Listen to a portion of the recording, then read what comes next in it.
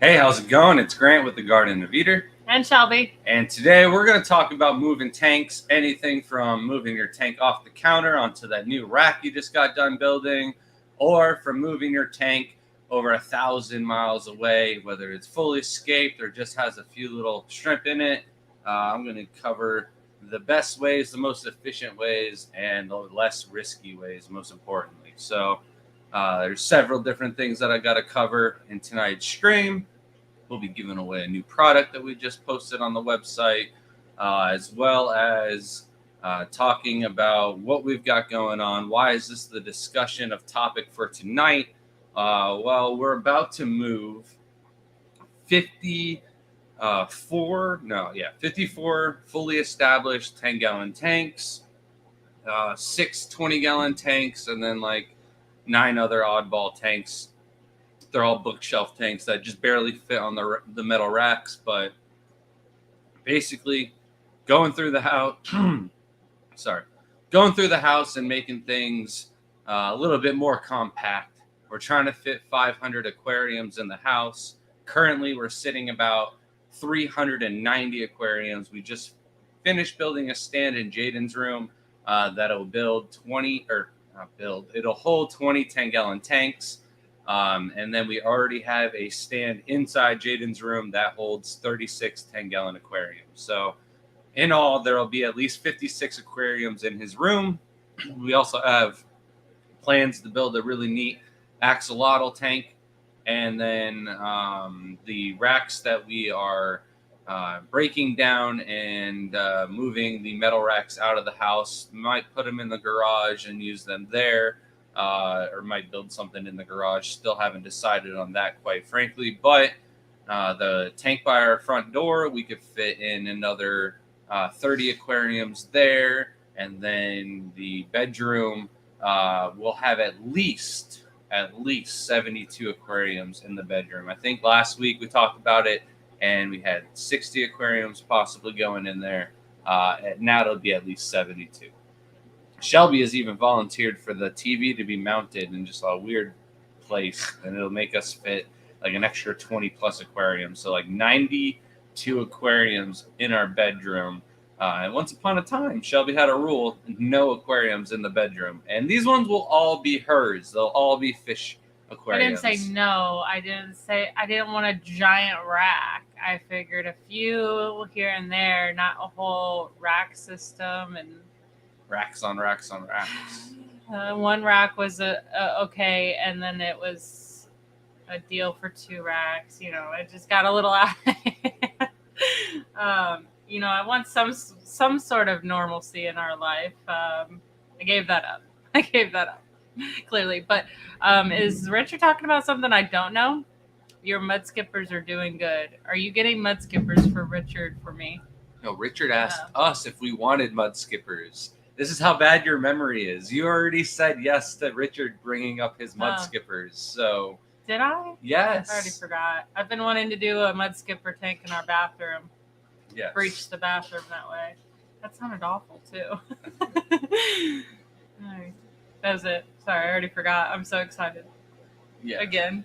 It's great when you have bad memory and you forget like things that are going to happen, and then you get surprised by it again. So, you know what? There's a positive to forgetting things. Shelby originally had 2 rules: no tanks in the kitchen, no tanks in the bedroom.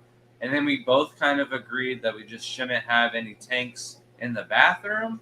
But then like a mud skipper tank would be hilarious. So we're probably going to do it. Could you imagine those little beady things looking at you? They got them beady little eyes. No, we got to build it up so it's like water and then the land. So like the thing can crawl out of the land and then like look at you as it crawls up the ramp. Like just the eyes will appear out of the ramp, and then it'll be like, you are doing what I thought you were doing. That'd be so funny. That'd be good. But back to the topic at hand. We are moving a ton of aquariums, and we've already done this several times before.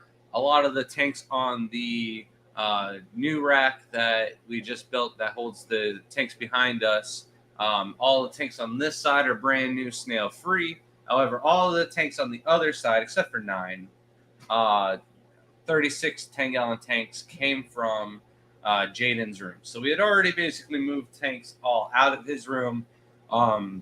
We had a hot water leak come from up underneath the slab in his room, and it caused a lot of damage to the walls and his staircase to his loft. We posted the pictures on Facebook, and everyone's like, "Oh, where's your kid sleep?" Well, he does. There's a loft.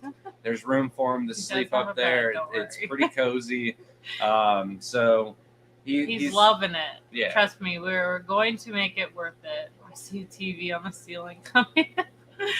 I like, no, there's a concept where there's like a bed that the TV comes out of the actual bed frame. So that's honestly the one that it folds. There's one that's in the bed frame. There's one that folds out from underneath the bed too. But we still don't have room either. Yeah, our bed is where we store all of our shrimp supplies. We can't put a TV under there. I know. I want to get those on shelves though. There's so many people in here. And then, so just besides moving tanks from the house, we have purchased aquariums from different shrimp breeders from, Central Florida, South Florida, all the way up to Georgia. And then we've traveled with tanks as far as Dallas, Chicago, New Jersey, and made it home. And the tanks seem like they haven't really gone through much travel stress at all. So we're going to share our tips and tricks with all of that. Sorry, Annette wants to see my earrings. I got little octopus earrings on tonight. My stepmom made them for me. I got another pair coming too that's really cool. So shout out to my stepmom. She's awesome. But anyways, continue. So we've got tanks that have traveled quite a far range and distance. We're going to share our tips and tricks, but let's start off close to home. Let's say you've got a 10-gallon aquarium and it's full of shrimp babies packed with plants and all that good jazz, and you just want to move it off the counter, maybe onto a different nightstand, or you finally built the tank stand so you can put more tanks inside your home. What is the best and safest way to do it? So first off, let's start with the safest and best way to do it. If you can, set up a new tank or have another tank to move all the shrimp. Because even if you're just moving the tank from one spot to another, whether it's 6 inches on the counter or, from one room to another, you still risk the slight movement of the soil kind of getting sloshed around. And when that happens, you can definitely cause issues, especially with bacterial infections. You can release all different uneaten food and other things that haven't quite broken down in the substrate into your water column. And even if you add in the old tank water or add in brand new tank water or whatever, you're still going to end up with quite a high ammonia spike or something like that. And that's not going to be good for your shrimp overall. So the safest way to move your shrimp ever, of course, is going to be to move those shrimp into a tank that hasn't been moved, preferably for like 30 days. Outside 30 days, you're really waiting too long, but really wait as long as you possibly can up to that 30-day mark. How's it going, Matt? He requested I like that so you could see his compliment. Yeah, I don't read chat. I can't. My eyesight's horrible. So Shelby kind of reads chat and goes through. And if you're worth a worthy mention, she'll throw it out. She'll let me know about it. But say you can't move all of your shrimp into a new tank. Say you're a one tank kind of person. There's always a bucket. You can temporarily move your shrimp from a tank into a bucket, a little housing bucket. Throw a little air stone or sponge filter if you can into that bucket. Move the tank, set the tank up, and then fill it up with water. And then I would let it settle for a day or two before you reintroduce those shrimp back in. Now, let's say you're shipping your shrimp. Your shrimp should be good in that bag for like 3 to 4 days, no problems at all. And then, anything after that, it is getting a little bit more risky in the bag. Depends on how hardy and healthy your shrimp are, how often you do water changes, how pristine and crystal clear crystal clean the water was when you first threw it into the bag with the shrimp. So all of these things take into effect. If you really think everything would do well, I would wait a whole week before reintroducing those shrimp into the tank, especially with a container. I would also add in some beneficial bacteria. Liquid bacteria is going to work right away, and then generally speaking, we'll have like a week before it's fully colonized and takes into effect. Powdered bacterias do take like 3 days in water just for them to awaken and activate. So it is a little bit faster if you use the liquid bacterias over the powders. We use the Microbacter 7 from Brightwell. It's got 7 different strains of different bacterias in the one bottle. So if 1 or 2 strains don't work, the other 5 will be just fine. Or vice versa. Some people only really use 1 strain of bacteria when they dose their tank. So the Microbacter 7 really works wonders for us. And then once that cycle is taken in after a week, you can safely add those shrimp back into the tank. Now, catching all of those shrimp, that is one of the hardest things to possibly do. We generally start off by removing any loose moss that we possibly can in the tank.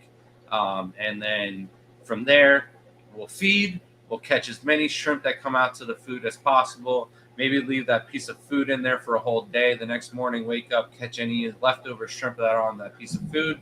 We'll make sure you get that food out of there as quickly as possible, though, so it doesn't break down and cause ammonia issues and stuff like that. And then once all the shrimp are out of the tank, they're not all out of the tank. You can drain the water down to about 1 inch and then try to catch even more shrimp after that. But you're never going to get all the shrimp out if they've already started producing and have babies. It's just not going to happen.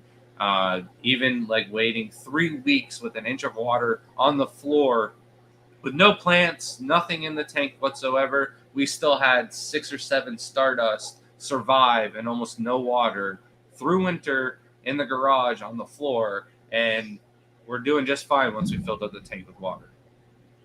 You got anything for me, Shelby? No. So there are little traps and stuff that you can build to try and make that job a little bit easier. But honestly, nothing works better than just throwing a piece of food into the tank and then just catching it with a good net. Whenever you build the traps, a lot of the shrimp just don't make it into the trap. So you still end up having to do a lot of catching. And like the easiest part is when they're all right and first on top of the pile, or if you can catch them while they're trying to run to the pile. Once they're a colony and they've already built up some food for a while and stuff like that, they're not really going to be that interested in the food pile once you scared them away. So I just like to grab them suckers as they come out of the woodworks to go for the food. I need a break. You gotta mix in something here. No tips or tricks. You do most of this, so. I have no idea what you've said so far because I have been reading comments and we're all caught up in chat. All right. Well, no questions so far. No. All right. So catching the shrimp is basically going to be the biggest issue. And you want to try avoid removing any skate or plants like cryptocorns or anything like that are going to, uproot and disrupt the substrate. This is just going to make you have more issues if you had to rush, fill the water up and put the shrimp in right away if you can't do a bucket or a bag or something like that. So you definitely want to make sure you're not disrupting the substrate as minimally as possible. And then this is going to ensure your best chance of having a healthy tank once it is moved. Having a person to help you move the tank, even if it is a 10-gallon tank, is a good idea, just because like going from here to here to get the tank up just goes a lot smoother. If it's 2 people just lifting it up and down, the less sloshing, the better. Definitely don't want to drop your half of the 40-gallon tank. That would be like a worst case scenario. But the shrimp are super hardy. Whatever you don't get out of the tank, they should be all right as long as you don't do too much sloshing. All right. And Zoltan asks, have you ever tried the bottle trap method for shrimp? For shrimp, for snails, you name it, it just doesn't work as well as you want it to. You might catch like 30% of what is actually in the tank with a bottle. And then, you just keep gotta throwing the bottle in, and you don't ever catch all of them. So it's just a lot easier to just drop a piece of food in and then catch them, net them out. And Laura asks, so to move the shrimp into the bucket method, what water should I use in the bucket? Wouldn't dechlorinated water be bad, or would dechlorinated water be bad? No beneficial bacteria, etc. Does it need to be 100% tank water? So I would just take like an air dripping or a siphon or something like that and take the tank water. That way you're not stressing the shrimp out by introducing a different water parameter or something like that. You could do like a 50% tank water and then 50% water change with tap water dechlorinator if you're doing Neos. If you're doing Caridina, definitely don't use dechlorinated tap water. Make some clean RO water with the salts up to the TDS of the tank, and you can definitely do that. That'll definitely help with them surviving a little bit longer and the water being cleaner in the bucket. But you got to think of it. If they're in the bag and during shipping for 3 to 7 days, no problem. They'll be even better off in a bucket with a little bit of air stone for 3 to 7 days. You're not going to be feeding them in this bucket. No light needed to be on or anything like that. So the shrimp are not, real sensitive creatures.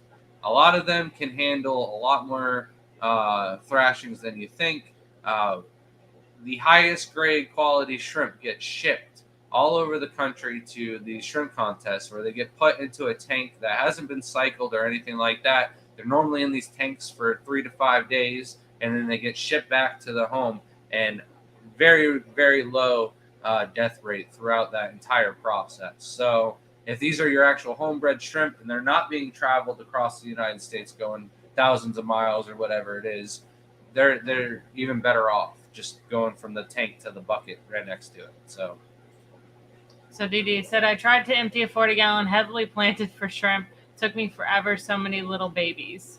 So funny story about a tank that is doing extremely well in our house is a tangerine tiger tank that we have tried to empty at least twice now, where we were like, oh, let's get rid of them. So we'll feed them, we'll catch for days. And it usually takes a long time because there's little tiny, those babies are like micro babies. You can barely see them when they're first born. So, we thought 100% thought they were all gone. And I was like, all right, there's none. No, there's no way there's any more. We were going back and forth because we're tag team in the same tank. And like next week, there was like a couple that came out of the woodworks, then another couple, and now it's a fully stocked tank again. So we've given up on that one. That is just going to straight be a tangerine tiger tank forever. And we were kind of thinking about redoing the soil, I think, and like moving it from that area because we're going to do another rack there. But, it got put on hold anyways. So I think it's funny. It's very, very hard to get them all. Continue. When we set up Jaden's room, we will have room for 2 more tanks in Jaden's room. So we could move the 2 tanks that don't have the built-in I would absolutely love that, to stop hitting my head on those. It's not just Shelby either. Everybody hits their head on that tank. You're just if you like come looking over to the at house the and little you ones. look at the red moss and you're like, oh, wow, what is that? And then you get in, you start looking around, and then you're like, oh, yeah, what else is there? Bam, right on the head every time. Dozens of people have done I it, told you when you first did it that way, I was like, man, I'm going to hit my head or hit something. I'm going to knock that off. It made me scared. It's structurally sound. People have hit that hard and it's still there. So it wasn't my worry that it was going to fall off. It's more of you hit your head a lot because the tanks down below are more interesting. And then you go up to get back up. Almost knocks you out. The tanks are hanging like a good 3 or 4 inches off the 2x4s, so that's why you're able to hit your head so easily. I get questions all the time, like, is this okay for my tank to hang off, or is it okay to have no support underneath and between the tanks on the sides? You go to a couple of these really sketchy home breeders here in Florida, and you will learn just how much stress an old rack or a 10-gallon tank can really handle before it starts to crack or budge. Or, fun fact, during last Monday's live stream, when Alex was here, Shrimp actually broke a 10-gallon tank.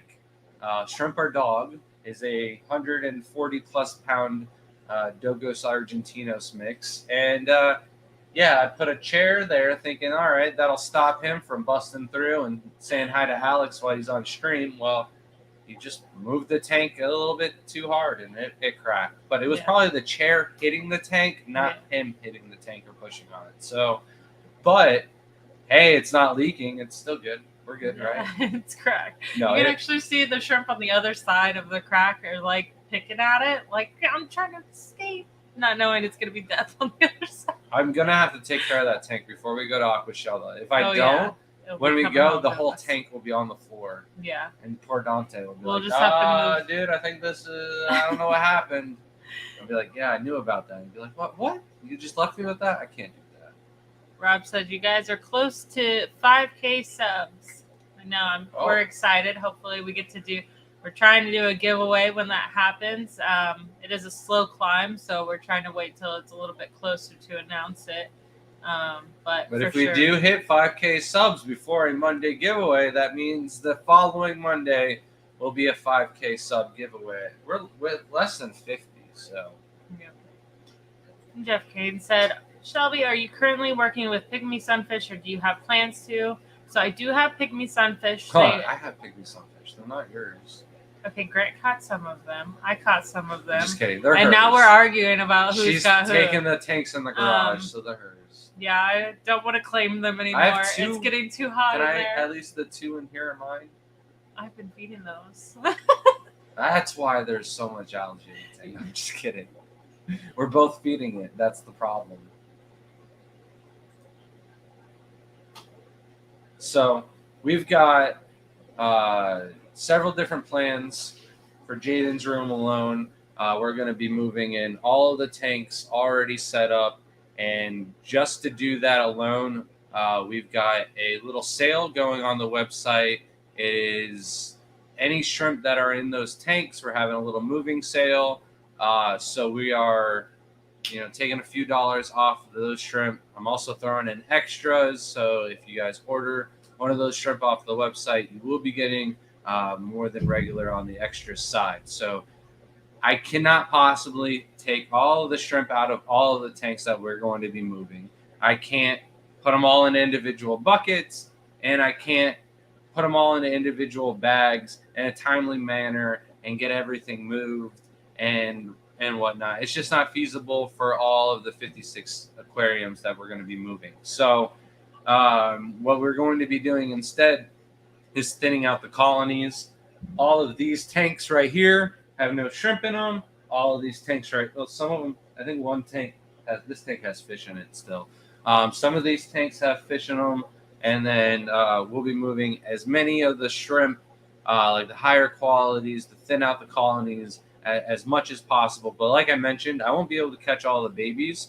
So basically, all the tanks that get moved into Jaden's room, majority of the adults will go into these tanks. And then the babies will basically repopulate and start up all brand new aquariums. So sorry, I got people calling me that should be watching the live stream. Like, don't you know it's a Monday and you should be watching this? So I'm gonna accidentally clicked on Chris Biggs' video. I'm a wreck all over the place tonight. But yeah, I can't bag and do special care for all of the 56 aquariums. So I am horrible at this. I can't even turn it down. It's not working. Turn it off. I don't want to turn it off. Dee Dee said, speaking of giveaways, Foxy Fishes is having a nice giveaway on Thursday to acknowledge her 1K. Congratulations, Foxy Fishes. Congrats. 1K is the big milestone. After that, it starts to get a little bit easier. That's exciting, though. I love when the fish fam starts to grow their own channels. Dr. Anthony said, pygmy sunfish. What about sailfin mollies? All right. So the doc, he wants some big old sailfin mollies. You don't just want the like average or the little ones that we got in my county, because Mark has told me absolutely do not send the doctor these pathetic sailfin mollies, that it would just be huge disrespect for sending these to you. So you didn't get any of my sailfin mollies. However, Mark has volunteered to go deep into the Everglades where no man has ever gone before to find you the largest. Man, I wanted to be smart and say Pasilia. I can't remember the rest of the Latin name. I'm sorry, Doc. But the biggest sailfin mollies that he could possibly find. And we'll ship those out to you. He should be coming up on Friday. So we'll get them to you either Saturday if we have time, or most likely on Monday. That way I give them a little time to quarantine them, salt them up a little bit, a little pepper, season them, cook them, send them your way. I gotta go back to the Crypt Keeper's comment because he put merch Tic Tacs. And sounds like my grandma's talking about. But Laura commented sail. That might actually be a good idea to put a sail or something, maybe for the 5K giveaway. Maybe do a sale on our website. I think we're just going to be doing the same sale that we have right now for the tanks, because besides that, we're like super low on everything. Like Vivi is like, let's put up this and that, and I'm just like, I'm really low on stock here. So the warmer months are coming, though. There are baby shrimp in all of the ponds outside. We are feeding them every single day to get them on target, so they are producing mad shrimp again, like they were last year. We just sold way more shrimp last winter than we've sold any other, like probably more shrimp last winter than we've sold any other winter combined. Laura said, are the same shrimp marked on the website for sale shrimp? So all the sale shrimp will be reduced in price. It should say like original price and new price. I don't know how like that works on the cross website. Out. Yeah, it's a cross out and then the new price. So that's the sale going on. It's mainly Caridina shrimp. There isn't any Neos in the tanks that we're going to be moving. However, there are some Neos outside that we're also moving around. That was the next topic of discussion that will be going on. Dr. Anthony says, I caught some big ones when I was there. And then Richard said, we have huge ones down here. Yeah. So we'll see. We got to put it side by side, figure it out. Mark said you might have caught some big ones while you're down here, but you don't know what big is. That's what Mark was saying. So Dee said, I bet $5 was Dr. Anthony calling you. No, it was not Dr. Anthony. But he did get the package today. So that is wonderful to hear. All right, so Rob says, same boat here, Grant. All our tanks are low, but full of new babies. Yeah. Love it. We have a plethora of Caridina tanks and stuff like that have a lot of babies, but it's like blue bolts and stuff like that are constantly selling and stuff. So I never get like a good population of them going. But I think we're almost coming up on a full year where we've had blue bolts available on the website. And blue bolts were one of the first shrimp that we got breeding and selling in Caridina side, and I'm constantly out of stock. So the Caridina are doing really well. It's just the Neos have been depleted. We probably took some wholesale orders a little early on in the year that we probably shouldn't have, but everything will come back and breed out and be plentiful here in another month or so. We're feeding them basically a good mixture. What did you feed them today? The Shell Envy. Yeah. So a good mixture of the different Shrimp Envy food lines. Also, we have a little bucket of mixed foods. It's just like we went to different fish shows and stuff like that, and you get the little grab bag, goodie bags, and they put in a whole bunch of just free samples of this. Or when we went to the Triple Crown, like there's actually full containers of food in those grab bags. So we've taken all those foods and mixed them all up into and thrown in soy ahoy and the bee's knees, and just basically filled up an entire container of the samurai soil containers that they use for the Carib Sea substrates.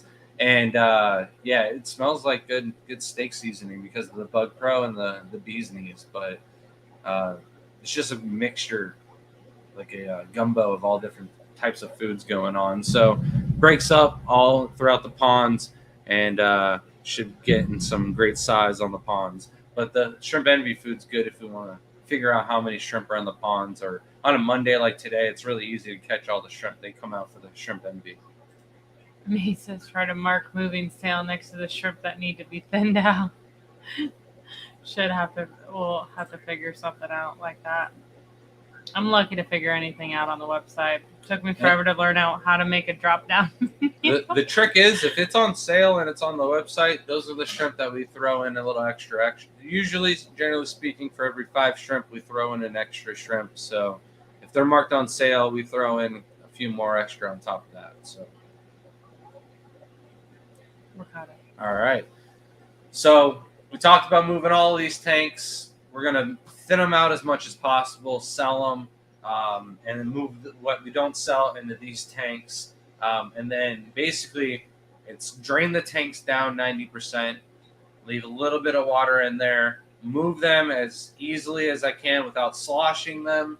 They're going to get sloshed, though. Let's just be honest. Don't get upset with yourself. And not only that, it's 56 tanks. Like, you're going to get tired towards the end. So start with your best tanks. Move those first, get them out of the way, and then slowly go down the list. Put your worst tanks on the top row. Those are the ones that get looked at the least amount. So, and then we fill them up with brand new, 100% freshly made RO water and salts. If you're using tap water, you could use that. But people always ask me, hey, I'm going to set up or I'm going to move my tank. Should I use the old tank water, or should I use new water, or should I use a mix? What should I do? 100% go with brand new, fresh water. But match your parameters the best you can. Don't use brand new water from one house to an old house, and the TDS went from 700 down to 30. You can't do that. But if you're moving a Caradina tank where the TDS is already at 150, mix it in 150 TDS in the new water, fill that up into your tanks, and this will give you the cleanest water after a move. Because like I mentioned, all of that little sloshing and stuff like that, it's going to mix up some food and debris into the water column. That's going to cause your nitrates and your ammonia level to go up. And so for that, you're going to want to put in as clean of water as possible. If it's already dirty tank water, those levels are already going to be elevated. So you got to make them as low as possible. You look like you got something great to say. No. No? All right. My back's killing me. I feel you there. Back. She's done a lot of painting. She's gotten all the primer coats done on the room. She's got couple coats of the black paint on the new stand, and the old stand just needs a little touch up now. No, everything's done. The old stand got 3 layers of paint. The new stand got 2.5 layers of paint. It's done. They're both fully done. I got to do a second coat on Jaden's wall. We got to paint the floor and put in baseboards, and then we can move the stands into place. And then finish the rest of his room. It's been a lot. The stands take the longest process because of the primer. You usually need 2 coats, so that's usually 2 days. I think I got one of the stands done in 1 day because I was able to start in the morning and then wait. It dries pretty fast. But usually I'm already working, coming home, and then painting at night for a while till I can't handle it no more. And then the oil paint, when that starts, it's atrocious. It's like the worst thing ever, but it's the best product for sure for a stand. I mean, it wipes clean. It doesn't get gross. It's gorgeous overall. It's the best way to waterproof a stand that I've found. I know there's clear coat and stuff like that, but I've gone through 2 tiki bars where the clear coat just withers away. I know it's the sun and stuff like that, but the oil paint is solid for the best bang for its buck looks and stuff like that. That's why we were redoing the entire house in this paint, and wooden stands. But it does take about a full 24 hours for it to dry. So you want to get that fully painted first. You have to paint the bottoms first, which really sucks, and then go over it again. So it does take several days. It took me a full two. It feels like I think it's 2 weeks that it took me to paint both stands because we didn't have them both ready at the same time. So it was I painted this one, then moved to this one, but I did finish up the third coat on the original stand while I was painting the last one, so that worked out really nice instead of a whole nother day. And you cannot save the paintbrushes from that, so it's also awful with that. So you gotta be prepared. The only way we found you're able to save the paintbrush is as soon as you're done painting, you take it and you put it in a Ziploc bag or wrap it in like saran wrap or something like that, and then you can use it again like 3 or 4 hours later. Like if you just wanted to put your paintbrush away to take like a lunch break or eat dinner or something like that. But if you take it out the next day, it's all like turned to plastic. So it's the only little tip and trick we have with the oil paints. Just cleaning them is just not worth it. Just use a cheap paintbrush and save some time. Okay. Benjamin Peters did say the question is, did Shelby get Thai food for her reward? Not yet. We had Thai food last Monday night. Should have had it tonight. It's a whole week now. There was another question I think I missed. No. Oh, Jamie said the blue color of the walls looks awesome. So yeah, thank you. I was a little worried about it when I got on the walls. Honestly, it was pretty bright, and Grant's room when I met him was actually pretty bright blue like that. Blue and orange. And so it just brought back flashbacks of that room. I wanted to change so bad because it was bright blue walls with neon orange, gator orange trimming, and it was just god awful. It's like, why did you do this? But now I've done it to my son's room, so I think it's really funny that we've done this full circle here. But wanted to do Nerf gun blue, which it comes pretty close to all the Nerf guns, so it's looking cool. It's a lot more blue than I thought we would do. Well, the tanks will be adding a ton of green, and then we're gonna put up a bunch of pegboard to hold his Nerf guns. So it'll see much of the blue except behind the tanks and for his bed. So I talked about moving tanks from a small area. Not a lot in those tanks or anything like that either. Now let's talk about how we move our tanks from, say, for next week we're going to Dallas. So we're going to tear down one of our aquariums that we've already got set up here. We're going to basically catch everything out of the tank, drain the water down 90%. As the water is draining, take some paper towels and kind of line any of the plants, get the paper towels wet, and then basically get most of the paper towel damp, and then start stuffing any nooks and crannies between rocks and the glass and anything like that. And in the end, we basically stuff most of the aquarium with paper towel. You can fill in the bigger pockets if you take like a fish bag and just fill it up with air, tie it off as if there was something in the bag, and then stuff paper towels around that. It can save you from not wasting so many paper towels. However, you could use rags or something else like that too if you wanted. Just make sure there's no detergents or anything like that. If they haven't been rinsed out properly, you can poison your fish or any plants and stuff like that that's left over in the tanks. But we've had great success just using paper towel, and even from going to Florida to Dallas and coming back home, we're able to reuse those paper towels. So we do get 2 trips out of them, and this prevents any of the soil from getting sloshed around, any of the plants from being uprooted.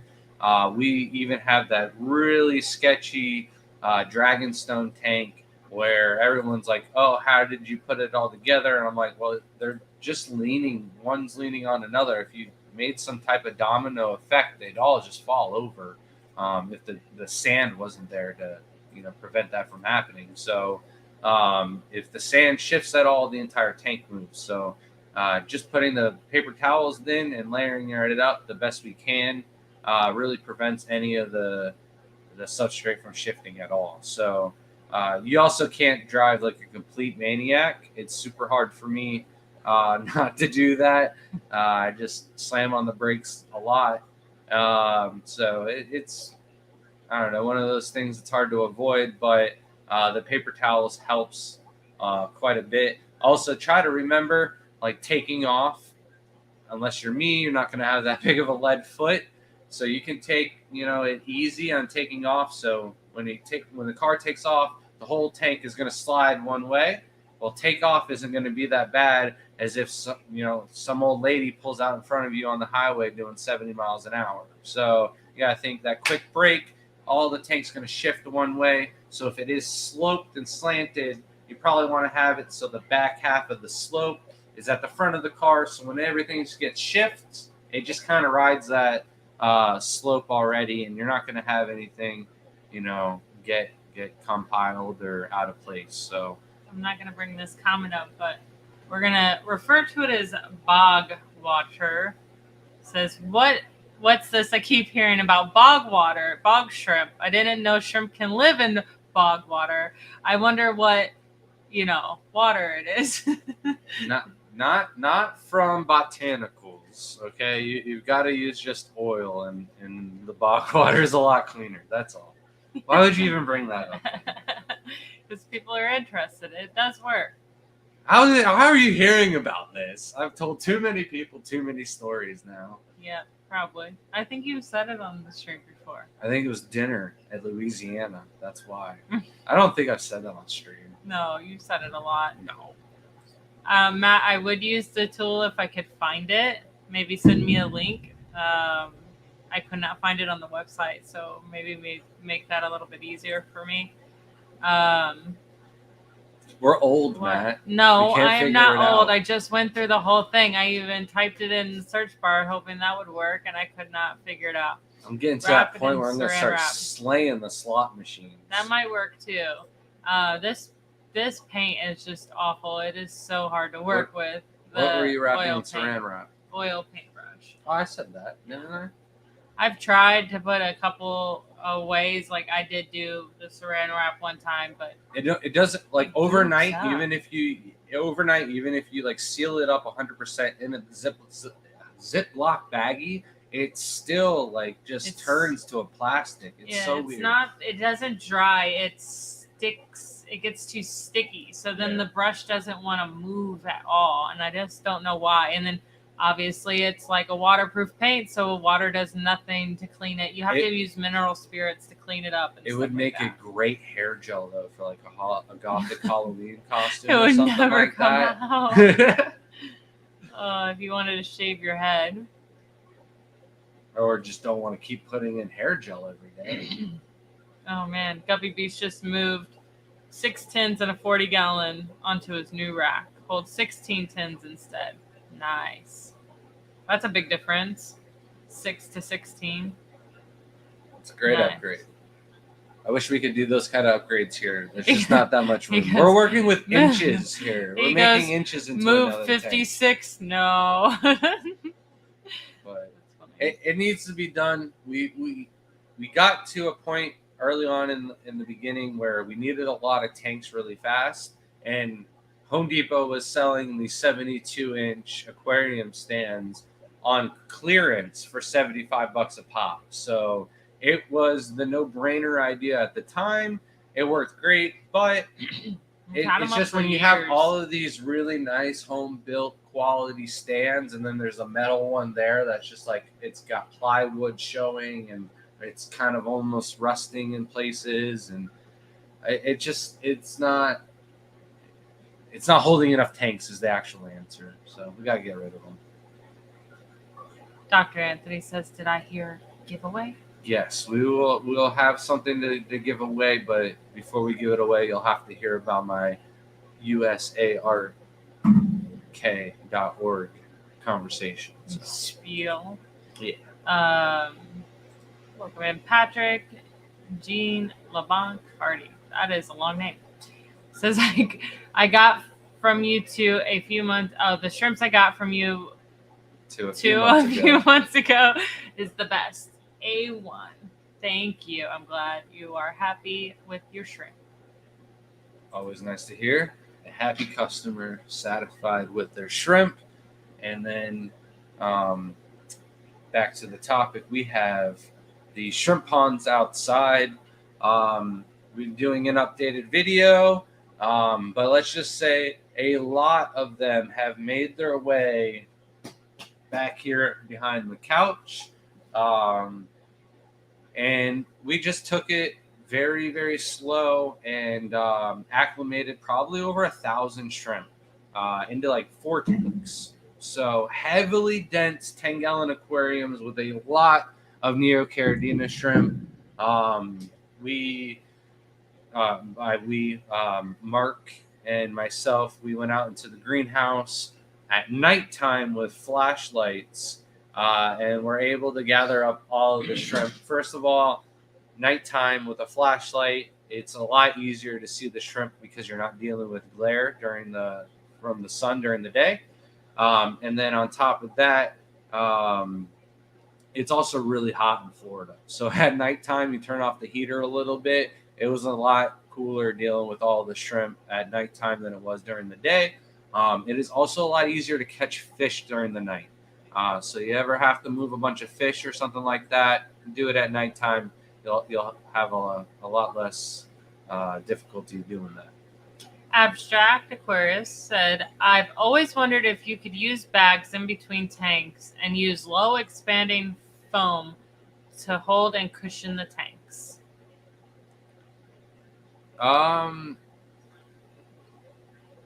Yeah. If you put them in bags, maybe. I'd be very careful with expanding foam. Even low expanding foam. If you put too much, you're going to crack a tank. We found out that the hard way. But I just think it's overkill. Yeah. Like a simple blanket or towel in between 2 10-gallon tanks is fine. We also go to Petco and buy as many 10-gallon tanks as we possibly can, and we just throw them into the back of our truck, as many as we possibly can, and then maybe we'll have like a hose or a rope or something like that to just keep them all up to one side so there isn't a lot of shifting and sliding going around. But it's just tanks on tanks that we're moving in the back of a truck. And again, I mentioned how great of a driver I am. So we've only ever had 2 aquariums break doing that. And more than likely, I think it was just 1 aquarium actually broke in transit. I think one of the other aquariums broke because I slid one into the other aquarium, now that I think of it. We've only ever had to return 2 10-gallon tanks. That's all I'm going to say. Yeah. Out of like getting 50 in the car. So, truck, and then stacking them a weird way. So, I mean, it's bound to happen. But like if you're moving a few, which most people are, it's just easier to do the cushion between. If they were rimless aquariums and they were holding a bunch of substrate and stuff in them, we would like to put some type of buffer. We just really use like a roll of paper towels and a towel underneath the tank. And the roll of paper towels goes in between 2 tanks, and you can reuse that roll of paper towels afterwards too. So right, we've moved several tanks that are very nice Denali skate tanks. Those are $200 kits. So I've taken our tank maybe 3 or 4 different shows, and most of the time it's just paper towels, and then it's got a good foam base to it, so we luck out with that. But if it didn't, we'd put a towel underneath it. It would help cushion it and not let it move. As long as you don't drop it on the floor, the tank should be fine. Yeah, I mean, that one's a given. You should have started off with that one.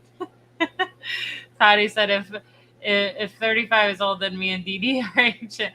No, Grant's just talking about like he's old as far as doing anything computer wise. He has just refused. I'm not 35 to learn. yet, Patty. You're 37.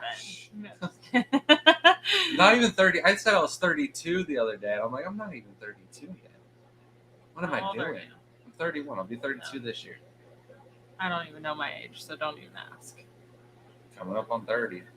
Get out of here. Stop. DD said left a brush for months and was able to use it again. We're gonna have to try that method because it's not. I don't know. This oil paint is killing me. We did it. It just. Maybe I forgot. I just give up on it. Also, what kind of oil paint are you using? Because we used it with the Bear and not the Rust-Oleum. And the Rust-Oleum paint seems to be a lot easier to work with. I think it's cheaper. Yes, and it was cheaper. It does come out like this is the Rust-Oleum. And I mean, this is non-Rust-Oleum over here. No one can see that one. Tell. No one cares. They both feel good. You wanted to know my actual text, all right? Stop. Nathan said, I forgot who y'all said to reach out to via Facebook about any questions on setting up a tank for shrimp. We could both answer. Grant is just on his phone and answers way faster than I do. If anyone's ever tried to message me, you know I usually take a day to get back to you. Sometimes I'll answer right away. It really depends on my mood and whether I have my phone or the children have my phone. And if you want a really quick response, ask me one question at a time. Because sometimes people will hit me with like a whole paragraph, and I'm just like, I don't have time for that.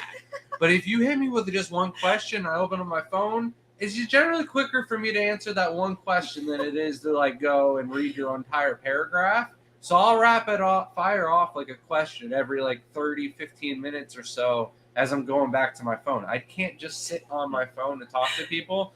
But as I'm doing a water change and I move a hose, I might look at my phone and answer a couple questions and then check up to look at the hose and make sure I haven't flooded yet. You know, it's really fun to do, especially for any ladies in here that has a man.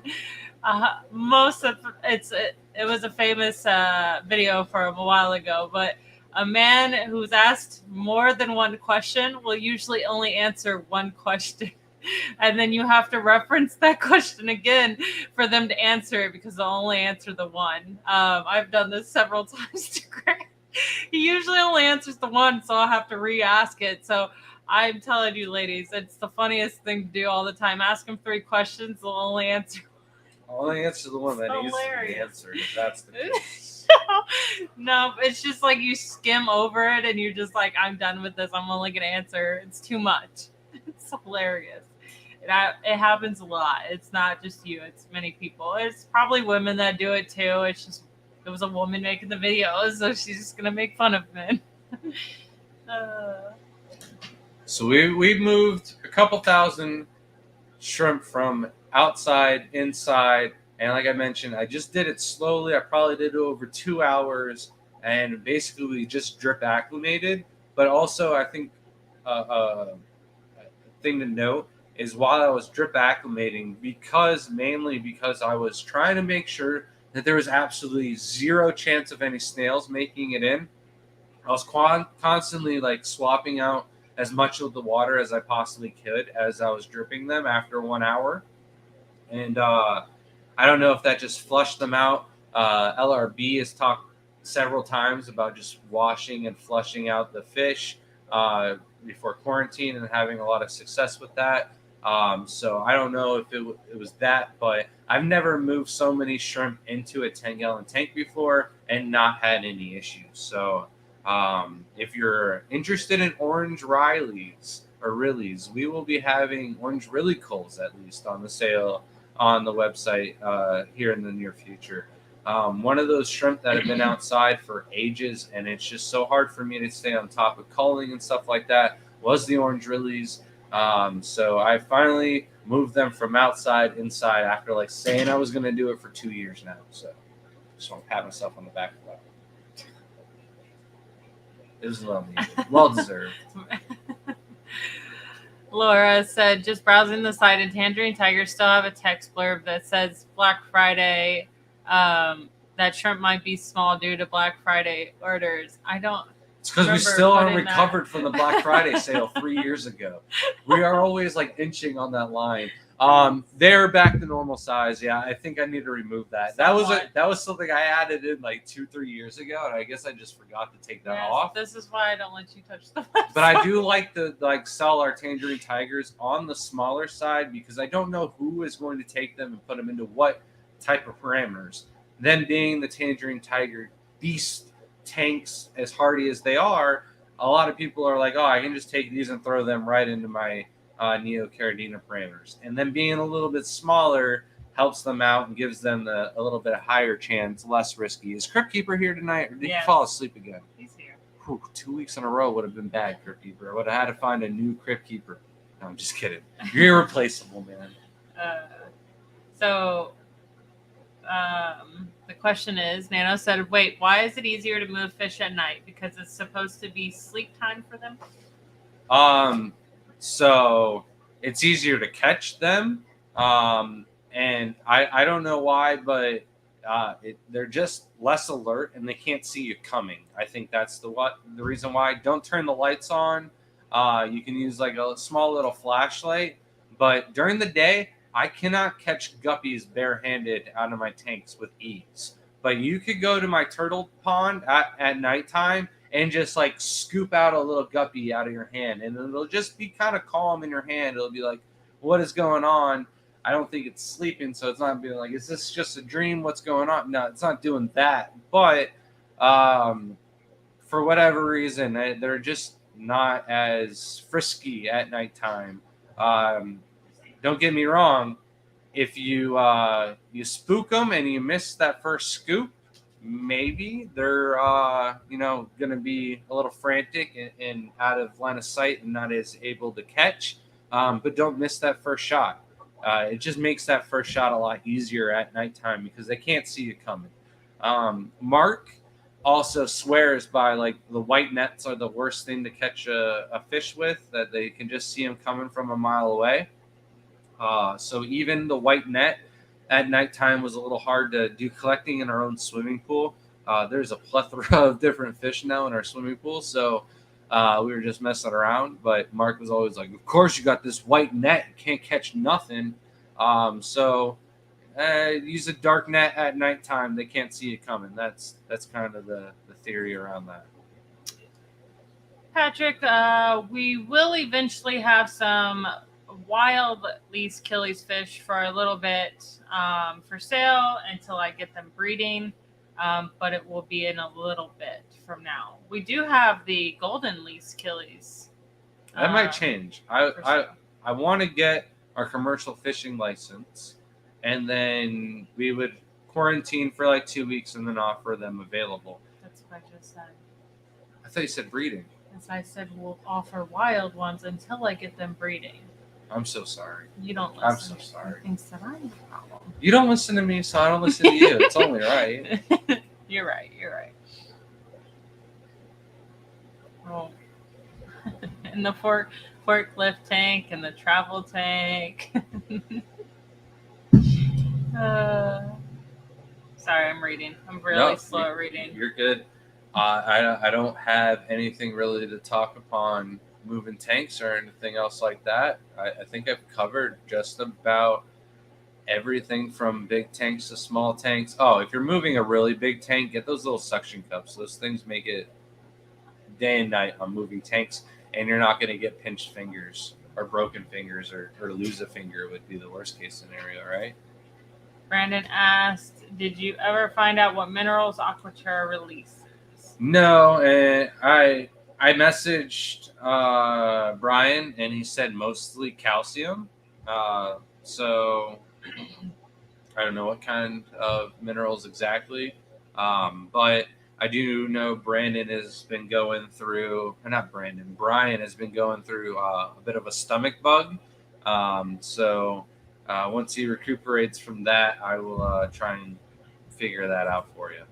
So, Two Dogs said, what's the first movie you remember seeing on the big screen? So I probably saw a lot more movies than this, but the one that comes to mind is going to be Star Wars. Oh, that was mine. The first Star Wars, not the original Star Wars, but Episode 1. I don't know which one it is. All I remember is that I was very young and that Jar Jar Binks was my favorite character. And then I went home, and for years I thought Jar Jar Binks was like the coolest thing. And everyone was like, why do you like Jar Jar Binks? I just thought he was just so funny because he'd pop up on the screen. He was like, ah! I just thought he was hilarious. So I loved Jar Jar Binks for many years, and people hated me for it. No, I love Jar Jar I remember Anakin doing the whole the racing with the cruisers or whatever they're called. Oh yeah, that was a good part. That's That- good. That's the same movie. Okay, because Jar Jar Binks is in there and he's I don't know in that scene. I don't know. I haven't seen it in a while again. All right, it's past the time. Oh. You fumbled the bag once again. That was you. You were supposed to do this. No. It's time.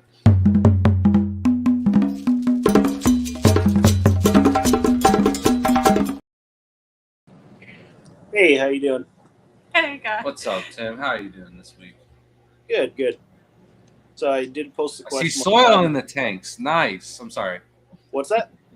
I see soil in the tanks. I said nice, and then you started talking. There's a Black little bit sand of in like half of them. I didn't hear what he said. It's black sand in half of them. It's not Oh, soil. nice. So they're all neo tanks.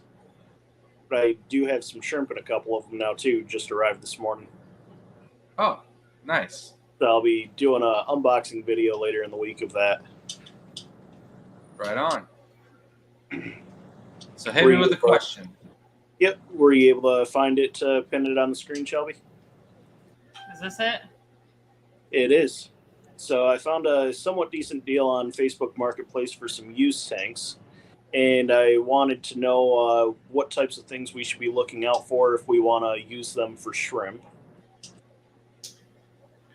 All right. So, first of all, you can't just trust these people and what's actually in that substrate. So the substrate's not trash. If it's gravel, let's just hope it's not rainbow colored gravel.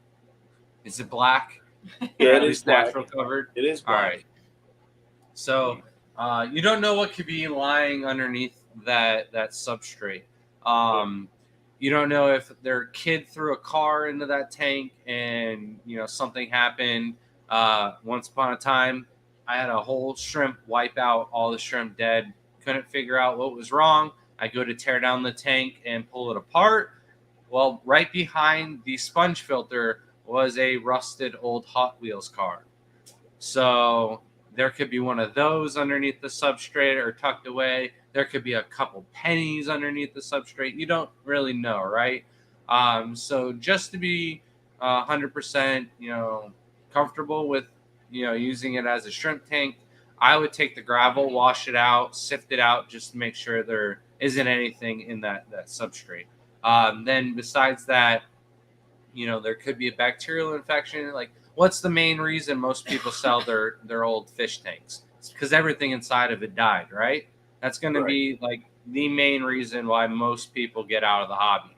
So you don't know if that bacterial infection or what caused that issue in the first place might still be lurking. I don't know the exact concentrated mix to use, but you can dose the tank with hydrogen peroxide. And for me, I just go on the rather be safe than sorry. And a bottle of hydrogen peroxide only costs $6 for a big bottle. So I'll just take a quarter of a bottle of hydrogen peroxide and just fill the tank up with tap water. And depending on how big the tank is, this is for like a 10-gallon, 20-gallon tank. And then dump in that hydrogen peroxide.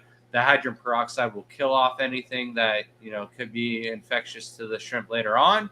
And then after that, it's just going to break down into hydrogen and oxygen. So it won't be toxic to your shrimp or anything like that in the long run. So that's what I would do to the tanks. If you can find a good deal on it, go for it. But that $1 per gallon sale, man, you got to think about it. The longevity of that seal, you got to think most tanks should last about 10 years. If that person's had that tank for 5 years, it might be worth buying that brand new tank just to get an extra 5 years out of it. So it really depends on how much you're saving. You get into some of those giant, bigger tanks, it might be worth resealing it yourself before diving it in. We bought a 190-gallon aquarium. We spent $175 on the actual tank itself, but then I had to reseal one of the corners. Well, then what? A year and a half later down the road, guess what? It sprung a leak. It wasn't on the side that we resealed. It was on the opposite side that looked like it was, 100% good to go. Not 100%, but definitely way better than the the side that we resealed. I knew for sure that thing was going to bust open in our living room, but it did, just not on the side that I thought it would. Thank God it didn't happen on the side that we resealed, because that would have just looked worse, you know? Yeah. So it does have gravel with it. So would I want to take the gravel out before transporting it in the car, or should it be safe just leaving it right in to carry it and everything? So, like I said, the 10-gallon tanks are way sturdier than you think they are. The gravel should be fine. The only thing I would avoid is if there's like any big, really sharp rocks or something like that. I would take those out if they were pointy enough that they could pinpoint, a lot of pressure onto one small spot at once. But other than that, just regular gravel, good to go. I've transported tons of tanks with just gravel, like 3 inches of gravel in the aquarium. Our first aquarium Craigslist buy was 2 stands or one. It was 1 stand with 3 55-gallon aquariums. Each aquarium came full of pea gravel and like sugar sand mixture substrate, and there was at least 3 inches of substrate. I had to get one of my bigger high school friends to come out and help me, and he's like, "Oh man, this ain't gonna be nothing." And then moving it in, he's like, "Oh my god, oh man, you really needed me, huh?" So Yeah, I can imagine. I think Shelby even had to help us out with that one. Our whole screen just went black. That was until you spoke. I was like, we lost everything. To move the 190? No, the 55 gallons that we bought off of with Elijah. We went. Messina. Mm-hmm. She used to breed bettas, but got out of it. So it's safe. You're good to go. Just make sure that it doesn't slide into a forklift or something else. Yeah, okay. Yeah, I don't currently have a forklift with me, so I think I'm safe there. All right, not yet though. You know, it's coming. Move those IBC totes, right? Yeah, give it another week or so. Nice. What are you using your phone? Yeah, I'm on my phone. The camera quality is just so much better than ours, and it just makes us look so bad when you're next to us. Is it an Apple? It is. Yeah, it looks really nice. We'll just we definitely need to upgrade the system a little bit here. We could use our phone. No, we could. It's too complicated. Okay. Well, thank you for coming on. Thank you for having us. Goodbye. And asking us this question this week, man. Appreciate it as always. I know you've got some good ones cooking up for future content. So. Yeah, I do. All right. Thank you, guys. Thanks, Chris. Have a good one. Yep. All right. I forgot to ask him while he was up here, and then he just logged away. All right. Hopefully, Crypt Keeper has signed up for the American Shrimp Contest. When we did our video last Monday, there was only 6 entries for the entire contest. We're less than 3 weeks away. Now we're less than 2 weeks away. Cinco de Mayo had only 6 entries in for the shrimp contest. So if you didn't think you had what it takes, or you didn't think you're quite there to win, you have a way better chance of doing it now than say, oh, I'm going to wait for Daytona because I think I have the better opportunity. Well, there's a lot of people, illness, traveling, but the biggest thing is the international contest in North Carolina is happening in June.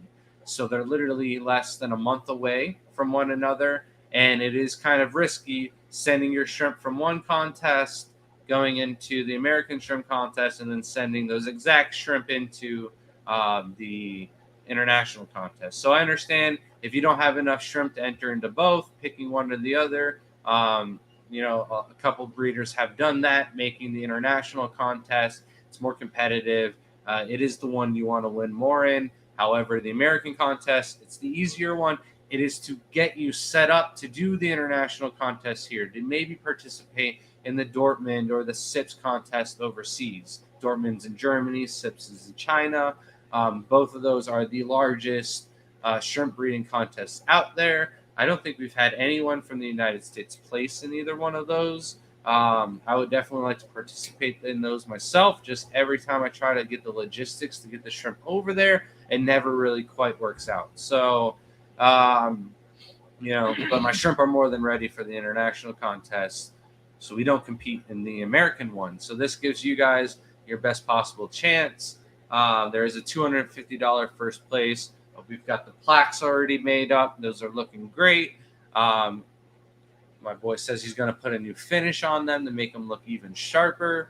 So if you already have a plaque, well, these ones are going to be nicer. So you might want to win these ones. So, and then we're also working on getting a couple of entries, prizes for first, second, and third. Working with the Bloomfields at Shrimp Envy. And then we also have our own shrimp food lines as well. So I might donate some soy ahoy and bee's knees to make sure that all the winners will bring home something from this contest. And then on top of that, we've got T-shirts for this contest designed by Sam Scales. And then, of course, those funds will help make the next shrimp contest in Daytona bigger and better. But if anybody has questions signing up, or if my shrimp are good enough or anything like that, send me an email, thegardenintheater@gmail.com, and I'd be more than happy to help you guys out. This alone helps grow our hobby a substantial amount. Aquashella has 5,000 to 7,000 people go through those doors, and a good amount of those people might just be there for saltwater. And when they see these shrimp in the tanks, they assume that it's going to be a saltwater aquarium. And then you're like, oh, no, these are freshwater. Their eyes light up because they go, oh, man, freshwater, that just sounds way cheaper. And, when people are used to spending upwards of $200 for a little tiny coral, when you tell them, like, oh, that fancy red tiger shrimp right there at Cayenne, that's going to be like a $200 shrimp. It's not out of the norm for them because they're buying $200 corals at this show. So something with that much color, and it's alive, and it's a shrimp, and all this good stuff, and it's in freshwater, which is easier. The initial setup and everything like that's going to be cheaper to get into. And they're like, oh, well, it can go on my desk, right? Yeah, a little 10-gallon tank on the desk. You're good to go. And we'll get a lot of new people in the hobby with these shows. So this is why Shelby and myself put so much effort into it. It's really those kids and those salty hobbyists that jump ship and come over and get started, as well as the newcomers. We've been going to these shows since 2016, and we get to see a lot of the people in the hobby that come year after year and are still participating, still breeding shrimp, still trying to improve their lines. So it's really great to be a part of all of that. For sure. Ditto. Brandon said, I also just started a saltwater tank. What salt do you use for your opalulas? We use the Brightwell salt. I don't know the exact brand of it. Man, I should. We've been using that salt also for all of our wild caught fish. So if we go catch mollies, or even most of the fungulus, Neomarine. the Neomarine salt from Brightwell. And then before that, in the past, we have used Instant Ocean with no problem at all. Just the Brightwell mixes up a little bit. It's not as foggy at the initial start and stuff like that. So that's why we use the Brightwell. Jim asked, what's the low end of temp you would recommend for shrimp? Caridina, I wouldn't go any lower than 60 degrees. The Neo-Caridina, you can basically go as low as you can without freezing the water completely solid. So, and then like Suluese, I wouldn't go anything lower than like say 78. But I would try to keep them at like 80, 83 is what we're keeping some of them at, and they're doing really, really well. When we get back from Dallas, we'll have our Suluese shrimp back on the website as well. So the pygmy sunfish that we have is the Elosoma evergladii currently. We have caught different species, but we should be able to catch all three supposedly in our county. I just don't know where those other locations would be or habitats. The Everglacii, we've gotten down to where we can catch quite a few pairs in a short amount of time. and saves me plenty of time to go newt hunting. Patrick asked, "Are your tangerine tiger okay in hard water? That will be my next order later this month." Yeah, absolutely. We actually have them in tap water outside in Florida, so they should do a lot better in the tanks inside in cooler water. Shelby has also come to the same conclusion that I don't think the warmer water is going to work for the tangerine tigers in the garage. Our garage, the temperature is about 83 constant for water temp in there. And I think our baby survival rate has gone down significantly for the 55-gallon tangerine tiger tank. The adults are all still packed with eggs and still alive and doing well. We haven't had any issues, but like say 1 or 2 shrimp go downhill, and that could cause an ammonia spike really quickly. So also something to think about with warmer water. The oxygen levels are going to deplete a lot quicker. This is actually really sad. Welcome in, Shelby Fish. I didn't say hi to you. It says, "My one tub fish kept dying, and I found out the kid next door was throwing pennies in there, making wishes. Was he wishing for the fish to die?" Oh, goodness gracious. I feel like if we had a pond out front, the kids in the neighborhood would be throwing everything they find into that thing. They trample through my garden, and they have learned now not to do that anymore. You should see their faces every time like a ball goes in there, like, no. If I'm outside, they probably don't care if I'm not outside, when but you're I'm not out there. home, they still like, no. One of them stepped on my daisy one day, and I was just like, you just crushed my soul. Miss Shelby's not going to be happy with you. Oh. That's what Caleb said. Did you go over using copper? If they ever used copper in the tank, would be a reason why you wouldn't want a used tank. If they ever used copper, did you talk about that at all? So I kind of mentioned it to Crypt Keeper, like you never know what's going to be under there. There could be a bunch of pennies or something like that. So you definitely want to avoid any copper at all. Buying a used tank could have other fertilizers and stuff like that. That's why I kind of said, hey, you should rinse out the gravel and stuff like that, clean it to the best ability. So Zoltan asks, can you use waterproof caulking to seal the drain cap on an outdoor tub? So I would, and we've used this, is the Silicone 1 from GE Silicone 1. As long as you have the drain cap, yes, you can seal it that way. Yeah. If not, then it's just drooping everywhere. Then you have no luck. But yeah, you'd use the GE Silicone 1. This has 0 mold, anti-mold additive into it, and that will be 100% fish safe. Almost all the new sealants at Home Depot and everything do have that anti-mold. So that's what you have to make sure you get, that specific one, because that leaches out and could kill your fish or whatever you have in there. It's getting harder and harder sometimes to find the box of non-mold proof silicone, but I think the demand is there and it shouldn't go away. That's the worst. The dad just lets the kid keep doing it. That would drive me absolutely crazy. Ugh. I would put like a barbed wire fence around it and be like, all right, get in there now. I would just start throwing salt on their lawn. Every time they throw a penny in, just grab a bag of salt and throw salt on their lawn. They want to kill your fish, kill their grass. They might not care. Chlorine, bleach, just stop. Just right in their lawn, stop killing my fish, and bleach. Well, then they know who did that. You know who's throwing the pennies in. They're causing vandalism. They started it.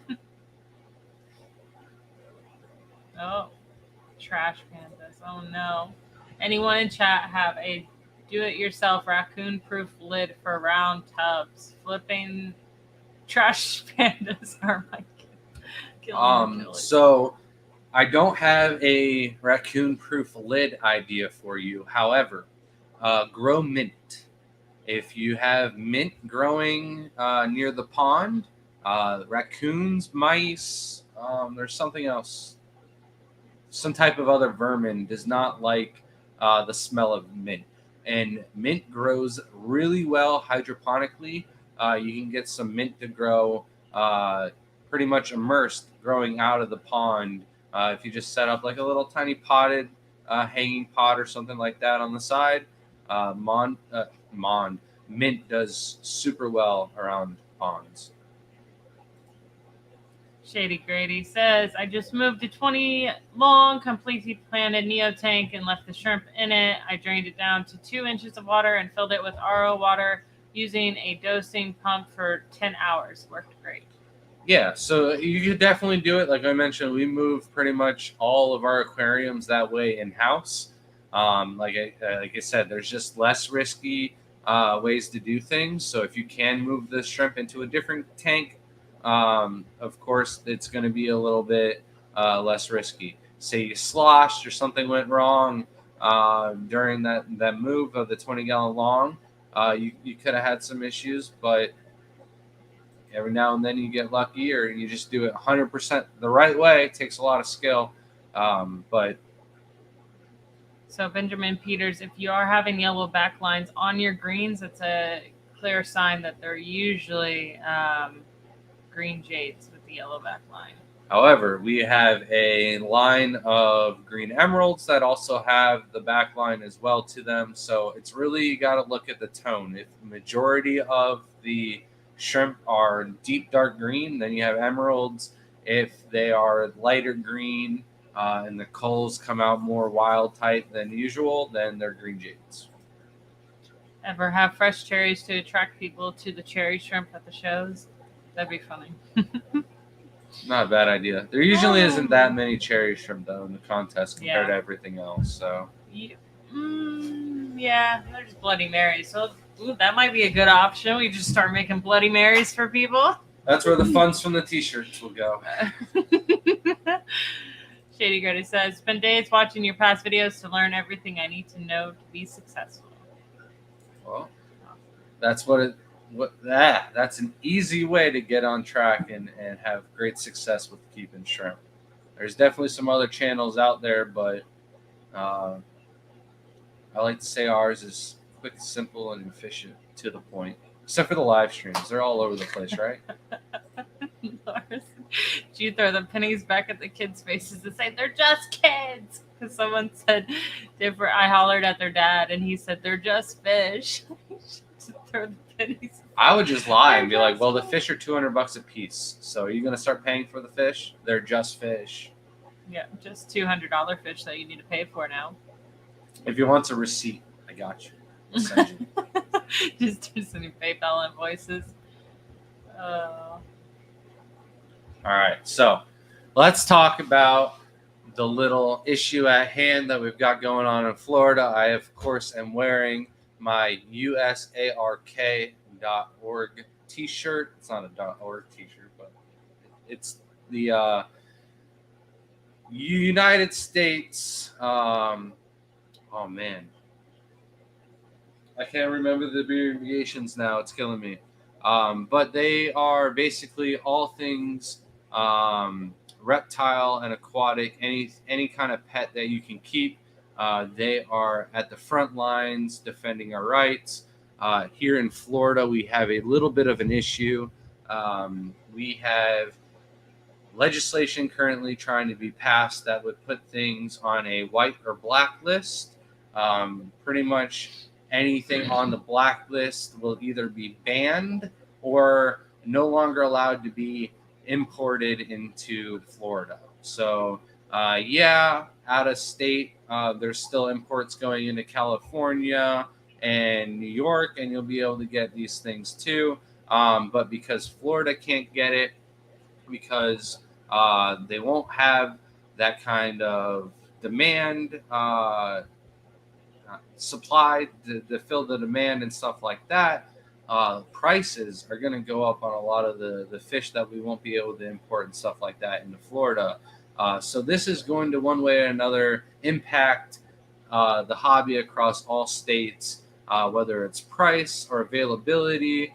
I believe there's certain countries that the survival rate is just a lot higher if the fish or whatever it is comes through Miami, goes straight to the warehouse or retailer or wherever it's going to be housed.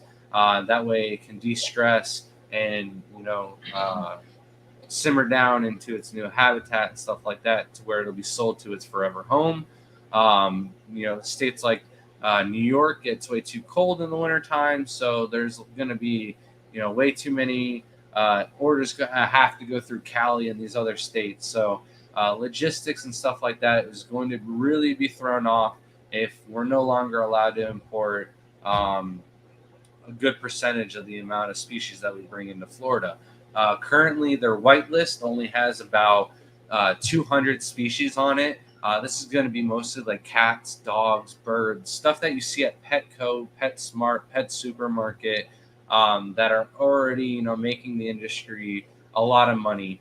Then anything that's not on the list would cost anywhere from like $5,000 to $10,000 to be evaluated, to be put on the list. And this process can take anywhere from 6 to like 16 months before it gets approved.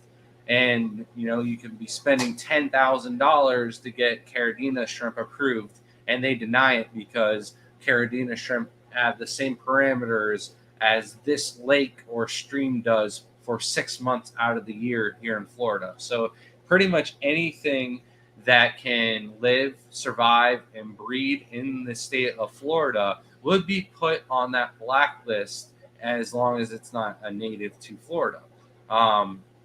So like best case scenario for us would be like Neocardinas get it on the list, and maybe Caridina as well. But we wouldn't be able to do the Peruvian shrimp. We wouldn't be able to branch out into all these different types of killies and other nano fish that we want to do.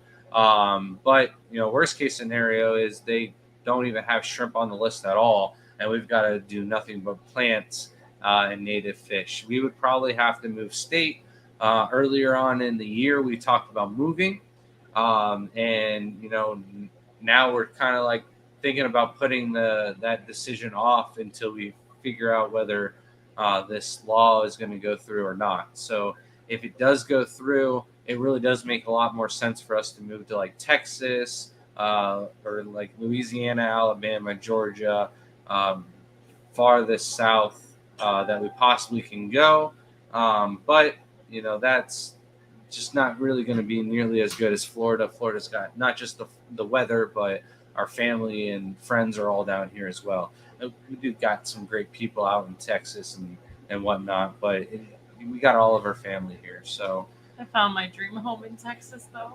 It's so nice.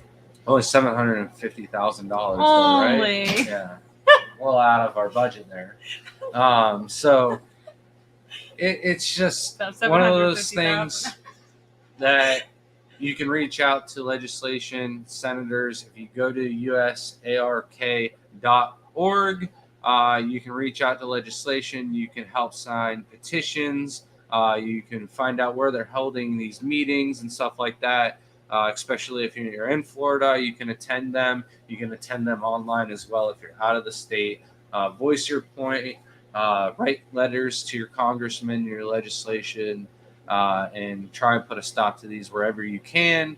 And then on top of that, donate to the cause straight to usark.org, and they will be putting money into the pockets like the guy down in South Florida where FWC went into their facility. The guy did have 90 days to get rid of certain snakes. He was complying. He was trying to do his best to move those snakes out of there. Florida Fish and Wildlife should have extended his grace period to get rid of those snakes, because he was doing everything he possibly could to find these snakes good homes. Then Florida Fish and Wildlife just showed up at his door one day and said, "Hey, we're euthanizing all of these snakes now." He had one snake that was completely illegal. It was pregnant, and FWC, after being warned several times not to touch that tank, went into that tank and killed it. And FWC is like, "Well, this is your fault. We wanted you here to make sure we didn't do this, But like, I think the guy was there for like 1 or 2 snakes and had to euthanize and kill his own snakes that he gained the respect and trust for, that he could handle and feed these things. And after the second one, he's like, no, I can't do this anymore, and walked out of the room. Imagine going through that trauma. I couldn't. So then finds out that they had butchered one of his snakes that they shouldn't have. So he is going to court and, donating money to him to give him the best legal team. If they can go through and prove that FWC has, flaws in their system, and they could go through and revert several of the different laws that they have passed, improve on things and stuff like that. So whatever you can donate would simply help go to this cause and help fight things firsthand here in Florida, on top of what US Arc does and stuff like that. We also got people like 5D Tropicals and Seagrass Farms who are going and trying to fight these things firsthand. So definitely something I wanted to talk about before we did our little giveaway and stuff like that, to bring this attention. The reptile world does a ton of referencing and support for this company and stuff like that. I don't think we're doing enough on the aquatic industry, so we're just trying to do our part. Please check it out, usarc.org, and voice it out on social media. Even if you don't have a big platform, you probably got a couple buddies who are in the industry that might not know that this is going down here in Florida. So I just want to update that. Let's get on with the giveaway, though. I'm getting emotional. Well, real quick, let's answer Z-World's question. Said, out of curiosity, how important are adding new genes to a shrimp colony? I have tangerine tigers from Kyle, but I'm thinking of adding some from yours. So I would not add any new genes unless you wanted to improve your stock. So if you weren't happy with Kyle's, and they weren't as dark orange, no offense to Kyle, but I will put our tangerine tigers up against anybody else's in the worlds that we have the highest quality, the less amount of cull rate and stuff like that. They're on point. There's a reason why I want a t-shirt with a tangerine tiger that says there's no culls in these jeans and it's wearing a pair of Levi's. All right. We just got the tangerine tigers down. I'm also not going to hate on Kyle, but I didn't know he had pure tangerine tigers available. All of the tanks I've ever seen him have were crossbred and stuff like that, where he was getting like reds and different striping and stuff like that. So if your tangerine tigers aren't pure and they're showing patterns and colorations that pure tangerine tigers shouldn't have, they should just be black and orange, and maybe some days a little yellow. You wouldn't want to add in pure tangerine tigers and ruin a colony. So maybe breed Kyle's out, see if you're happy with them before adding new genes, because you really shouldn't have to add new genes. Some of the best lines in the world are just inbred, and it sounds horrible, but that's how they do it. They get the lines improved and less culls being thrown. All right. And to reiterate, the chocolate mint is not as invasive as some of these other types of mint that you have. It does grow fast, so you do have to keep up with it. That's with a lot of plants. But it's not as invasive. We got rid of it very easily. All right. You want to talk about the giveaway? All right. So we talked about the moving sale. Check out the shrimp on the website. But we also have a couple new products. We don't have the dandelion with us. We're not giving that away. What we are going to be giving away are the new crispy caves that we got on the website. So these are edible shrimp caves. We've tried out a couple of them. I would recommend that you have a large population of shrimp before you add these to the tank. They don't last too long. It is more like a big old food piece that is kind of just fun for the shrimp to kind of hang around. But it does break down rather quickly. So I would recommend having 20 plus adults adult shrimp in the tank, and then having a good few generations or different sizes of juvenile and baby shrimp. Basically, the caves look like little turds. They're not impressive. You want to bring me up and they I thought they were going to look like little pleco caves or something like that, but they do have little holes in them. I can't get the camera to see all the way through, but they are all the way through, so you can see you. And it's like a piece of food. They're a lot heavier. You got to think when you feed the shrimp food and stuff like that, it doesn't break down too much. It's probably something that I'd like to throw into like Shelby's Galaxy Pinto tanks and stuff like that right before we leave for Texas. It doesn't build up the ammonia and stuff like that. It's similar to the Soy Ahoy on that effect, but it can look like a big turd after a rough night of partying once it breaks down in the tank if you don't have a lot of shrimp in there. Jamie says his plecos don't even like it. I don't have a lot of plecos to test that out on, but the snails do enjoy it a lot. So if you have a lot of snails in the tank, a lot of shrimp, it's not a bad product. We have small, medium, and baby for a variety of sizes. And then we do have bigger bags of the baby. It comes in a little 6-pack. But it's going to be a small run of these. If they don't sell well or we don't get a lot of feedback off of these, we might not carry them again in the future. So we're going to give them away, see how somebody likes them before somebody purchases them on the website and gives us a bad review on them. But they're on the website. If you want to buy them and give us a bad review, you let us know. We're all for it. Zoltan says, do you have Aurora Blue Tigers? We do. But unlike their uglier cousin Tangerine Tigers, they don't breed like the uglier cousins do. Them ugly cousins, they just breed like crazy. They have way too many kids than they should. And it's just one of those things where the Aurora Blues, they just breed super, super slow. They grow slow. Are they even related to Tangerine Tigers? It doesn't seem like it. Other people have had a lot of success. I had a really nice colony of Aurora Blue Tigers that bred really well in Tangerine Tiger parameters before Layla took them things out with a quesadilla. But we've got like 6 tanks of Aurora Blues, and they just never breed. I always want to like split the colony and get them going in a different parameter before I want to sell them, and they just never do well. So.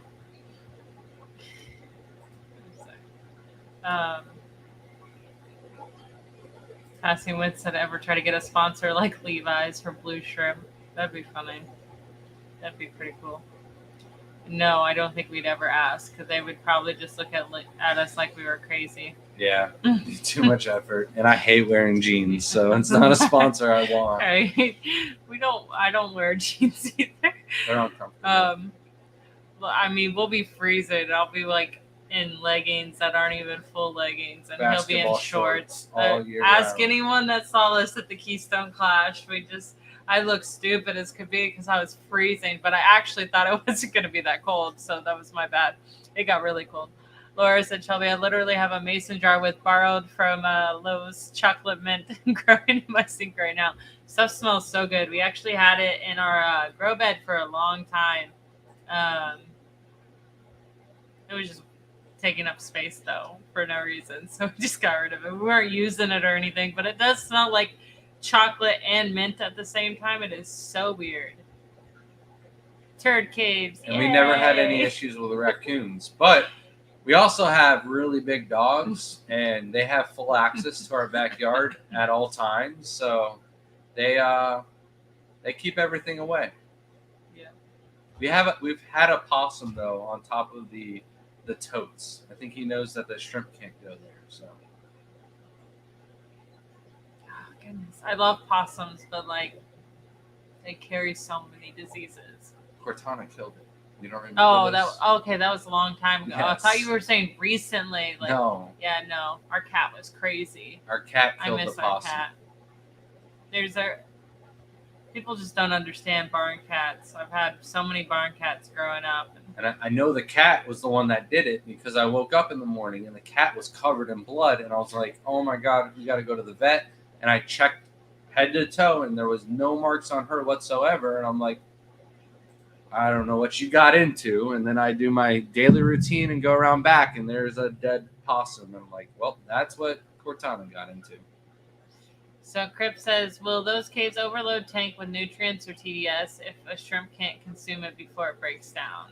So I would far, it's similar to the soy ahoy, and it doesn't release a ton of nutrients. However, I don't think I would let it sit in a tank broken down for too long because it's just going to make its way into the substrate before it gets eaten, where the soy ahoy is like fluffy little like plates of clouds that just they don't sink into the substrate as much as this stuff just breaks down and I think would fall into your substrate. So I would pull it out of the tank and I would use this with caution. Did we put it in the description? Use with, if not, I'll make sure that goes on first thing tomorrow morning. But it should be used in heavily populated tanks with snails and a lot of shrimp.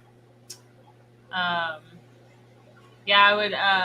It would definitely need to be a lot of shrimp or a lot of plecos or things like that. I would take it out, honestly. It doesn't say what it's made out of. It smells like food, so it is food to me. So like plecos could take care of it. Jamie says the plecos don't eat it. So I thought this was an all new product. We have ordered from Salty Shrimp or Glass Garden.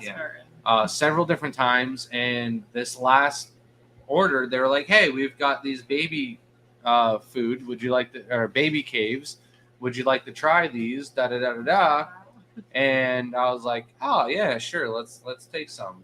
And yeah, I didn't think I thought they were a brand new product and never heard of them. And I showed them the Crypt Keeper, and Crypt Keeper's like, yeah, Jamie said they just turned to poop.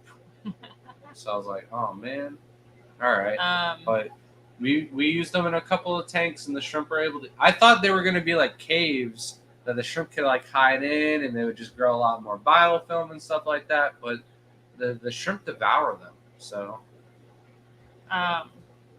we did get dandelion as well. It's on the website, and the shrimp highly enjoyed that today. Which dandelion is good for humans, so I guarantee you they're probably good for shrimp as well. So Matt, I told you to give me the link for this. Did Matt message you the link? If he messaged me the link, I did not link the link. Says I heard if you use a Fish Fam link giveaway tool. I just don't understand where it is. This is terrible. Sorry. I'm trying, Matt. I wanna support Fish Fam link. Got nothing from Matt. Walk me through it and I will pull it up. But I already started that one. Welcome in, Lady Diane. Did you say you doubled the giveaway? Yeah.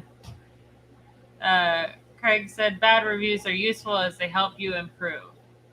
See, the only issue with the bad reviews that I find is that the ones that don't respond back when we tell them that it was wrong for them to give us a bad review, like one person that said that the shrimp were buried and they lost all their eggs in transit, and they were very disappointed with that. We still got a 5-star review from that. No, we got a 1-star. No, we still got a 5-star review from that. No, we did not. We have 2 bad reviews, and one of the bad reviews is because this person spent $50. So I think in their mind that they ordered 50 shrimp. Well, then they wrote a bad review because they only got 25 shrimp. Well, they only spent $50 and they only bought 20 shrimp and they got 25. And I wrote this person like a response back, and I was like, you didn't buy 50 shrimp. That's not a nice review. Right. And they never wrote back or anything like that. And then the other one was from somebody, and they didn't even, oh, wait, there's got to be another one. I don't remember what the other one was. But a recent one, somebody was like, yeah, these green emeralds aren't very green. And I'm like, did you buy Kohl's? Because like it says they're not. I don't know who this person is. They don't have an order number. It's just a random email attached to our website link. So it doesn't help me out when you don't respond. There it goes. The quesadilla story again. Can't go one stream without it. You have to make a damn quesadilla t-shirt. Them damn quesadillas. Oh my gosh. Stop quesadillas. You need to stop bringing that up, or I'm going to kick you off the live stream myself. Shady Grady says, what do you think about putting blue diamond shrimp in with my existing blue dream shrimp? So far, I like how this has been like a community. So like we mentioned like this is how I've done it, and so far these are my results. And then on the Blue Dream Blue Diamond video that we've done, I've had a couple people now comment where they've mixed their blue diamonds and their blue dreams, and they don't get any wilds. But I do think they all turn into blue diamonds. Like I don't think that you're gonna have any blue dreams left over. I think the genes go heavy on the blue diamonds, and you end up with more black coals than you do anything else. So that's my theory. Get back to me with some results. I'd love to hear it. Welcome in, Ed. But yeah, our cat definitely did kill. Our cat was pregnant. She was protecting her baby, or no, she had her babies. She was protecting her babies from the possums. So. And by the way, we rescued a kitten, and the kitten had babies. So it wasn't like we were purposely trying to have babies. It was like 9 Just months we were old. not. I'm not a cat person, and the cat had babies before I thought it was possible. I thought we were still going to find a home for this sucker before it gave us issues, and no, it gave us 8 more issues before we could find a home for it. It's hard to find a home for it when you got this one and Layla going, oh, the whole That was too time. cute. So And then the babies were all cute. Actually, a lot of them went to neighbors and stuff like that. I But swear she was like the size of a lemon. and the was babies pregnant. were this big, no joke. She was real tiny. Like if you think of like a midget cat, that's how small our She cat like was. doubled the size lengthwise during pregnancy. I was like, how did this cat have kittens already? It's like, what is going on? I was wondering if she like was getting sick or something because her belly was just a little big. And I'm like, maybe she's just eating a lot from like our Oh, house we thought to the she had neighbor's worms, house. so we went to the vet, and they're like, no, she's pregnant. And it was too far along to do anything about it. So Consciously. yeah, Oh. but nothing against cats as long as they can stay out of the fish tanks. But none of them can. They're all after the fish. We have lids. You don't have to worry about it We anymore. have scape tanks without lids. We have koi fish in the pond. No. We have turtles without lids. What if you came home one day and the cat had a turtle in its mouth? How would you feel? That would be terrible. You have to be logged in. You gotta be logged in. Oh, you're trying to figure out this. How about we use the fish fam link for the 5K giveaway? Yeah, and that we'll have sounds it better. figured We'll out figure by that then, out. Matt. Only 49 entries. Hashtag crispy for the giveaway if you came in. Ew, don't lick me. Dog. Yeah. So Robert asked, how safe is plant fertilizers in a planted Caridina shrimp tank?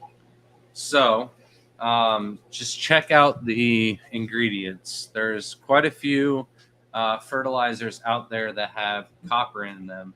Even if it's a very, very minimum amount of copper, avoid it.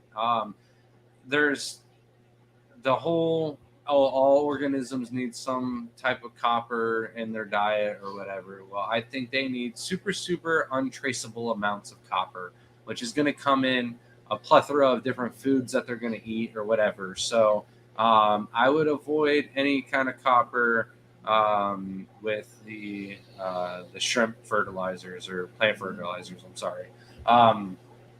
The Osmocote has a little bit of copper in it. We've used that with some of our planted tanks and neo tanks outside and stuff like that. Large volumes of water and not really had any issues. Osmocote is also like a time release, so it's not all of the copper all at once. So something to think about when dosing liquid fertilizers. You're putting liquid copper right into the water column. if it has copper in it. So other than that, most fertilizers are completely safe for shrimp. I do find that the fertilizers do decrease the baby survival rate a little bit, but I think that's because you're adding nitrates into the water, and those are going to burn the gills a little bit and reduce the amount of oxygen that the babies can get and reduce a little bit of molting because of it. So avoid them if you're trying to breed out as many shrimp as possible, but most people don't have to worry about it. Griff asked when we'll be able to see the pistachio skate. I keep throwing them away. I'm sorry. Yeah. It disturbs me. I keep trying. I'm sorry. There's still the one bag. I haven't thrown that one out. I think what I need to do is just set up a bare bottom 10-gallon tank and just eat my pistachios next to it and that's fine, right into the tank. Because I'm not going to lift the tank to dump them out. But you put them in a bag, I'm going to throw it away. I don't pay attention. If you put something on the ground in a bag, it's going in the trash. It's just too much to do. Got to clean up. The main reason why the pistachio tank isn't set up yet, though, is because there's no room to put one anywhere. But we moved the 3 metal racks that we have in the house into the garage. Those all become room for more tanks, as long as I can get some of the bins out of the garage. Maybe just put them up in the attic of stuff where we got storage, because my parents moved to Hawaii, and shipping stuff to Hawaii is just expensive. And then they live on a boat, on a yacht, and it's not an impressive yacht. They're not rich. It's cheaper to live on a yacht in Hawaii than it is to live in a house. So it is nice. It's just not like just the yacht have you're a lot thinking. of It's not room. the $4.5 million yachts you're thinking of. Lady Diane said, Shelby, did you quit that job? You look great. Thank you, Lady Diane. I have not quit. I only do 3 days a week. I do a lot of work in those 3 days, but my stress levels have gone down tremendously. I'm able to actually get work done at home now, because I'm not constantly checking my phone to make sure that our sales are up and all this jumbo mumbo that you don't want to hear about. She's actually living it up right now, because the new manager is failing and the store numbers are horrible. And she's like, is it bad that I'm just so happy that this store is doing so bad now that I'm not manager? No. So, Mike, if you're watching, no, I'm just kidding. No, I'm not. No. You're awful. Patrick Hopefully, says, you're damned if you do it, and you're damned if you don't. Just say we're living in the world today. Yeah. But hopefully we do well enough at Aquashella, and then I just make Shelby use all of her PTO when we go to North Carolina, and then she just quits. Gives the 2 weeks notice before she goes to North Carolina. Yes, we are excited for Dallas Aquashella as well. Can't wait to see some of our followers. That's actually like one of the coolest things, is when someone comes up and says that they watch our YouTube. It makes our whole day. Did you see the announcement from Aquashella today? No. Oh yeah, about you? Yeah, I will be scaping on the main stage, the scape off on Sunday. So The giveaway in 2 minutes. Yeah, we'll do giveaway in 2 minutes. I forgot we didn't do that yet. What if a turtle had a quesadilla in its mouth? We'd probably enjoy it, honestly. Turtles would probably eat the quesadilla before it disappeared into dust and milkiness. The shrimp, however, did not get a chance to devour it. Did you say koi fish again? I might have. I say tuna fish too sometimes. Probably your grammar police. Sound like the English teacher that yells every time you don't say may I use the bathroom instead of can I use the bathroom. I think people just need to make like a koi and it's a car. So then you got to do, that's the koi car. And then like, you're talking about the koi fish, and then Dr. Anthony's argument goes right out the door. So Nathan was in Walmart. We're doing #crispy for our new crispy caves that are on the website. And did you have one out? No, but they are cute little edible caves for the tanks. Did you send Cryptkeeper the link? I can't find the link. What link? To get into StreamYard. I was going to put the phone up. But you just sent it to log him. into StreamYard, Grant. You're... Okay. Oh man. But we do have one of the caves being devoured right now. Oh. Yeah, you should show that then. All right. Doesn't the copper in your pipe or brass fittings affect water quality? Yes, it does. I used to live out on a farm and we had copper piping and we were advised not to drink it. So it's usually not good for fish.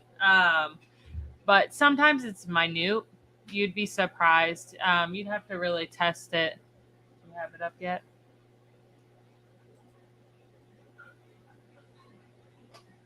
There we go. It's just going to automatically do it. Look at that. That's great advertisement there. They're swarming that thing. That is crazy.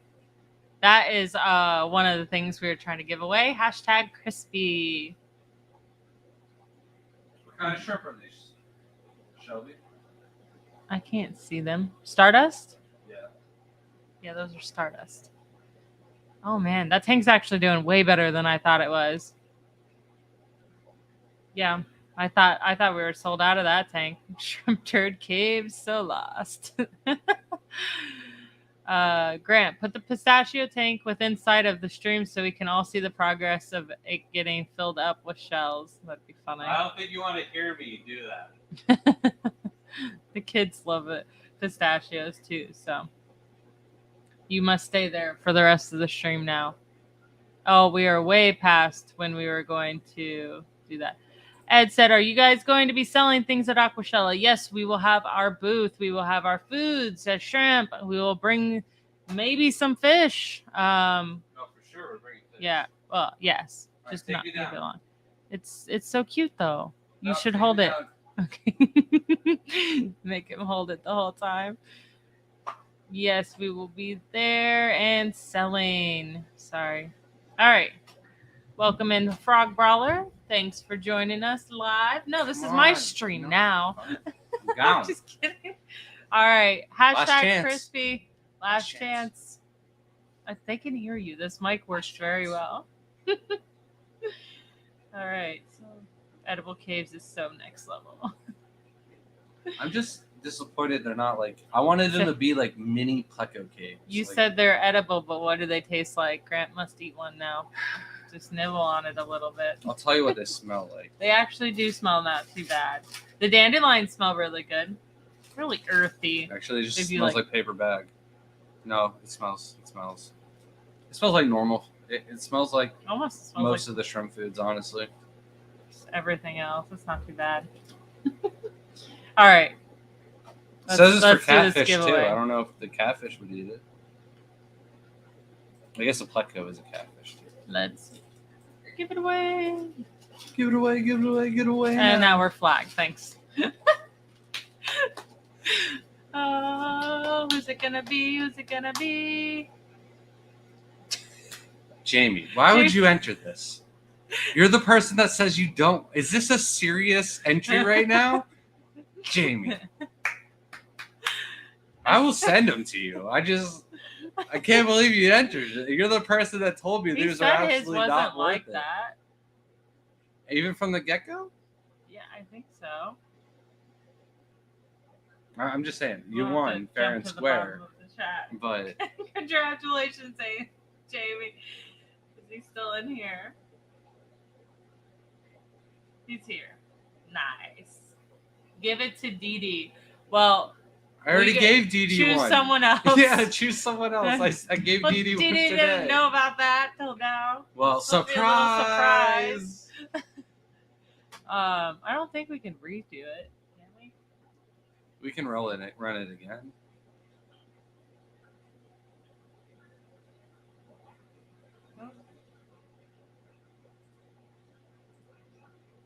Vibe said I'm for the $4.99 super chat. So I'm going to have to definitely meet y'all and let y'all know I'm a subscriber and love the channel. Definitely, Vibes. Got to meet us again. Thank New you local so much, Austin in Vibes. here. Yeah, he was here the other week when we were talking.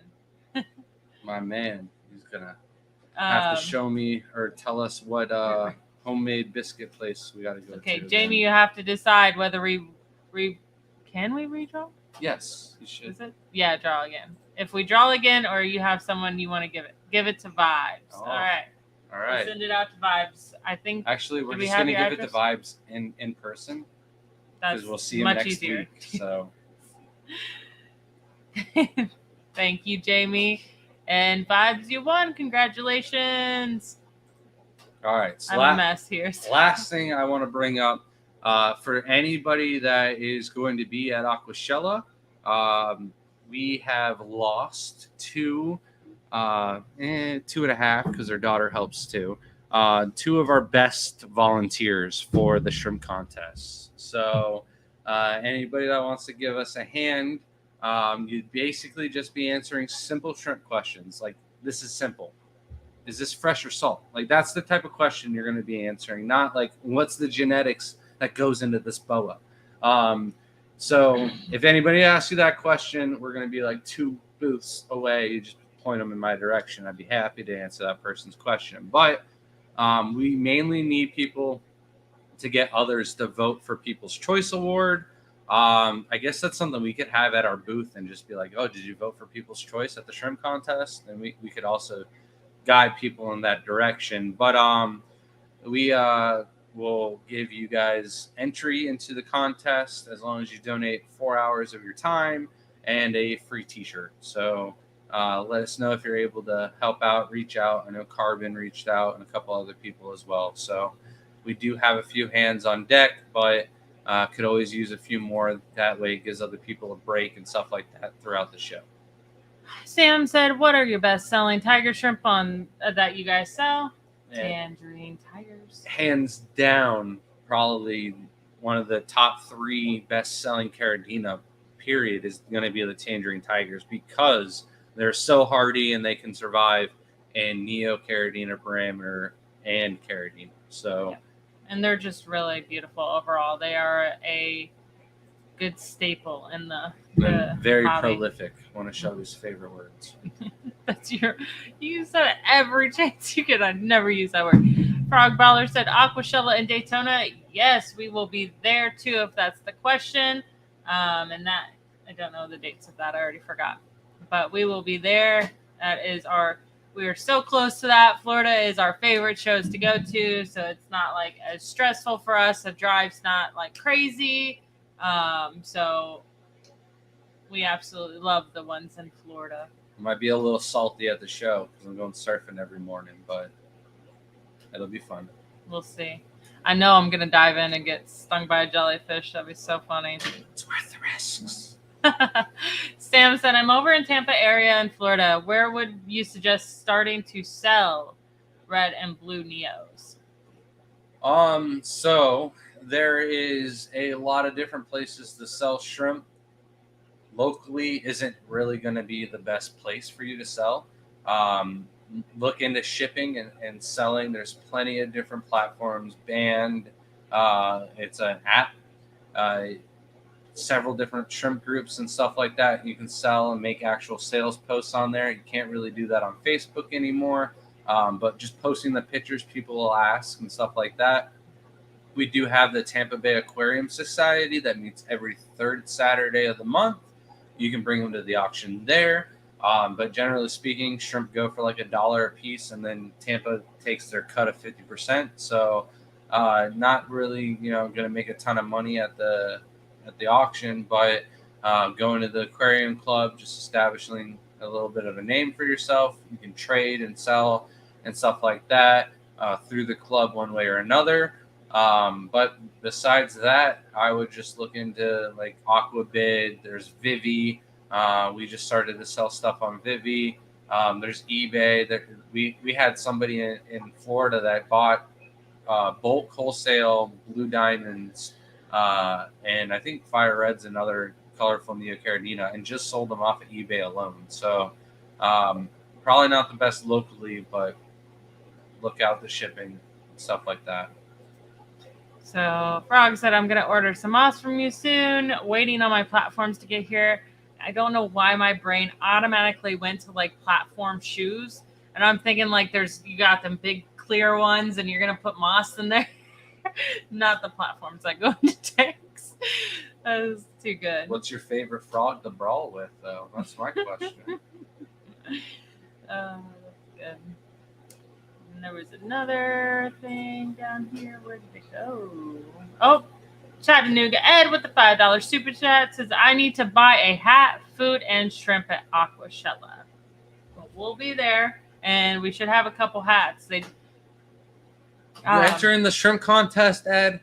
That's why I was trying to message you. Put your yellows in there. Yeah. Probably look nice. Your shrimp would do really well if you got some big ones.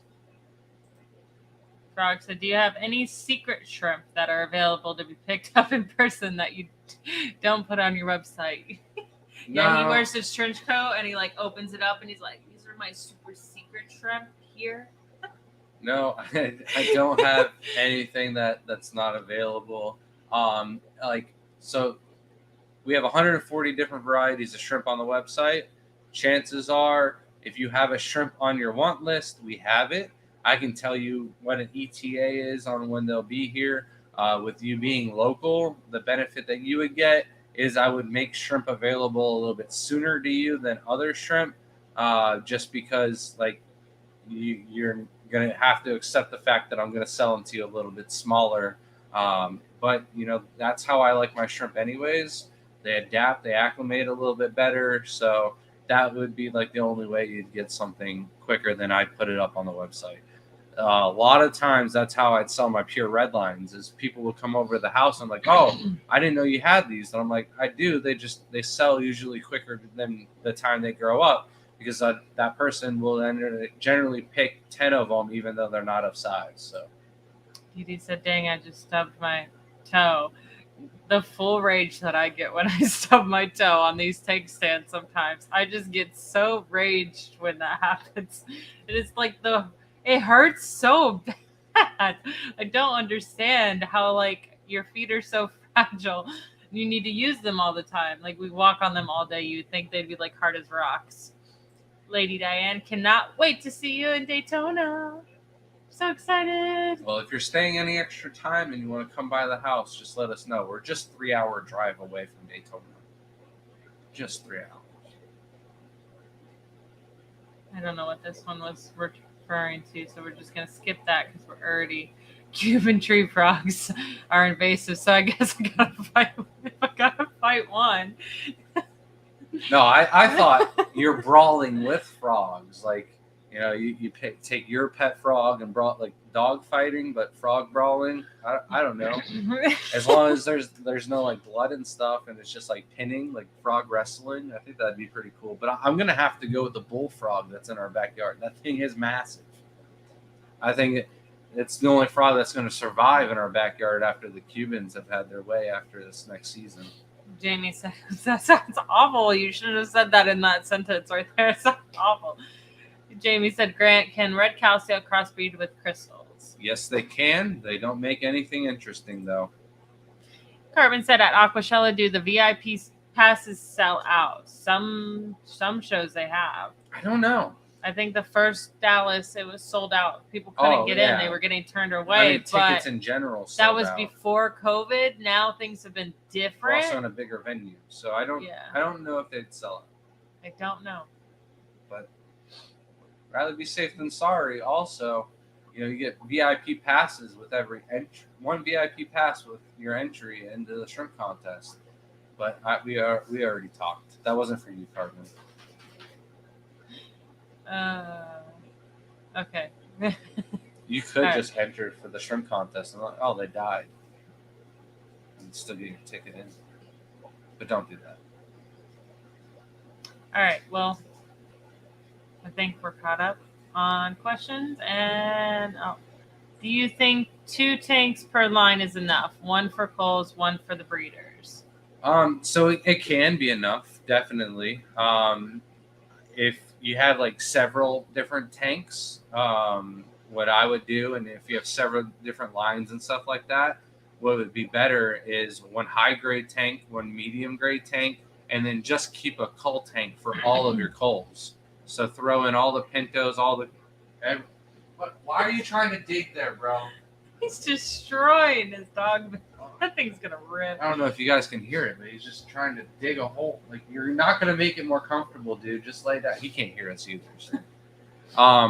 But anyways, He's fluffing it up. if you just had a coal tank for all your coals and you just sold mixed coals, or depending on what kind of shrimp you have and whatnot, you can just figure out what shrimp are which, and then the ones you can't tell, just sell them as the hybrids. Nuga Ed said, "Does it cost anything to be in the shrimp contest?" It is $25 per group that you enter. You can enter 2 groups in each category. There are 6 categories. You need 3 to 5 shrimp that you bred yourself to enter into the contest. All right. Well, I think we're done. All right. You ready? Yeah. Thank you, everyone, for joining, all the super chatters and everyone in chat, keeping us busy with those questions. Enjoyed tonight. Thank you so much, Vibes with the last coming one. in the last Cheeky second with the $1.99 super chats. Do frontoses count as a shrimp contest? No, not yet. But you should get flower horns so you can do the flower horn contest when they have it again. So, thank you so much, Vibes. Thank you, everyone, for joining us and sticking around with us crazies. Have a good night, guys.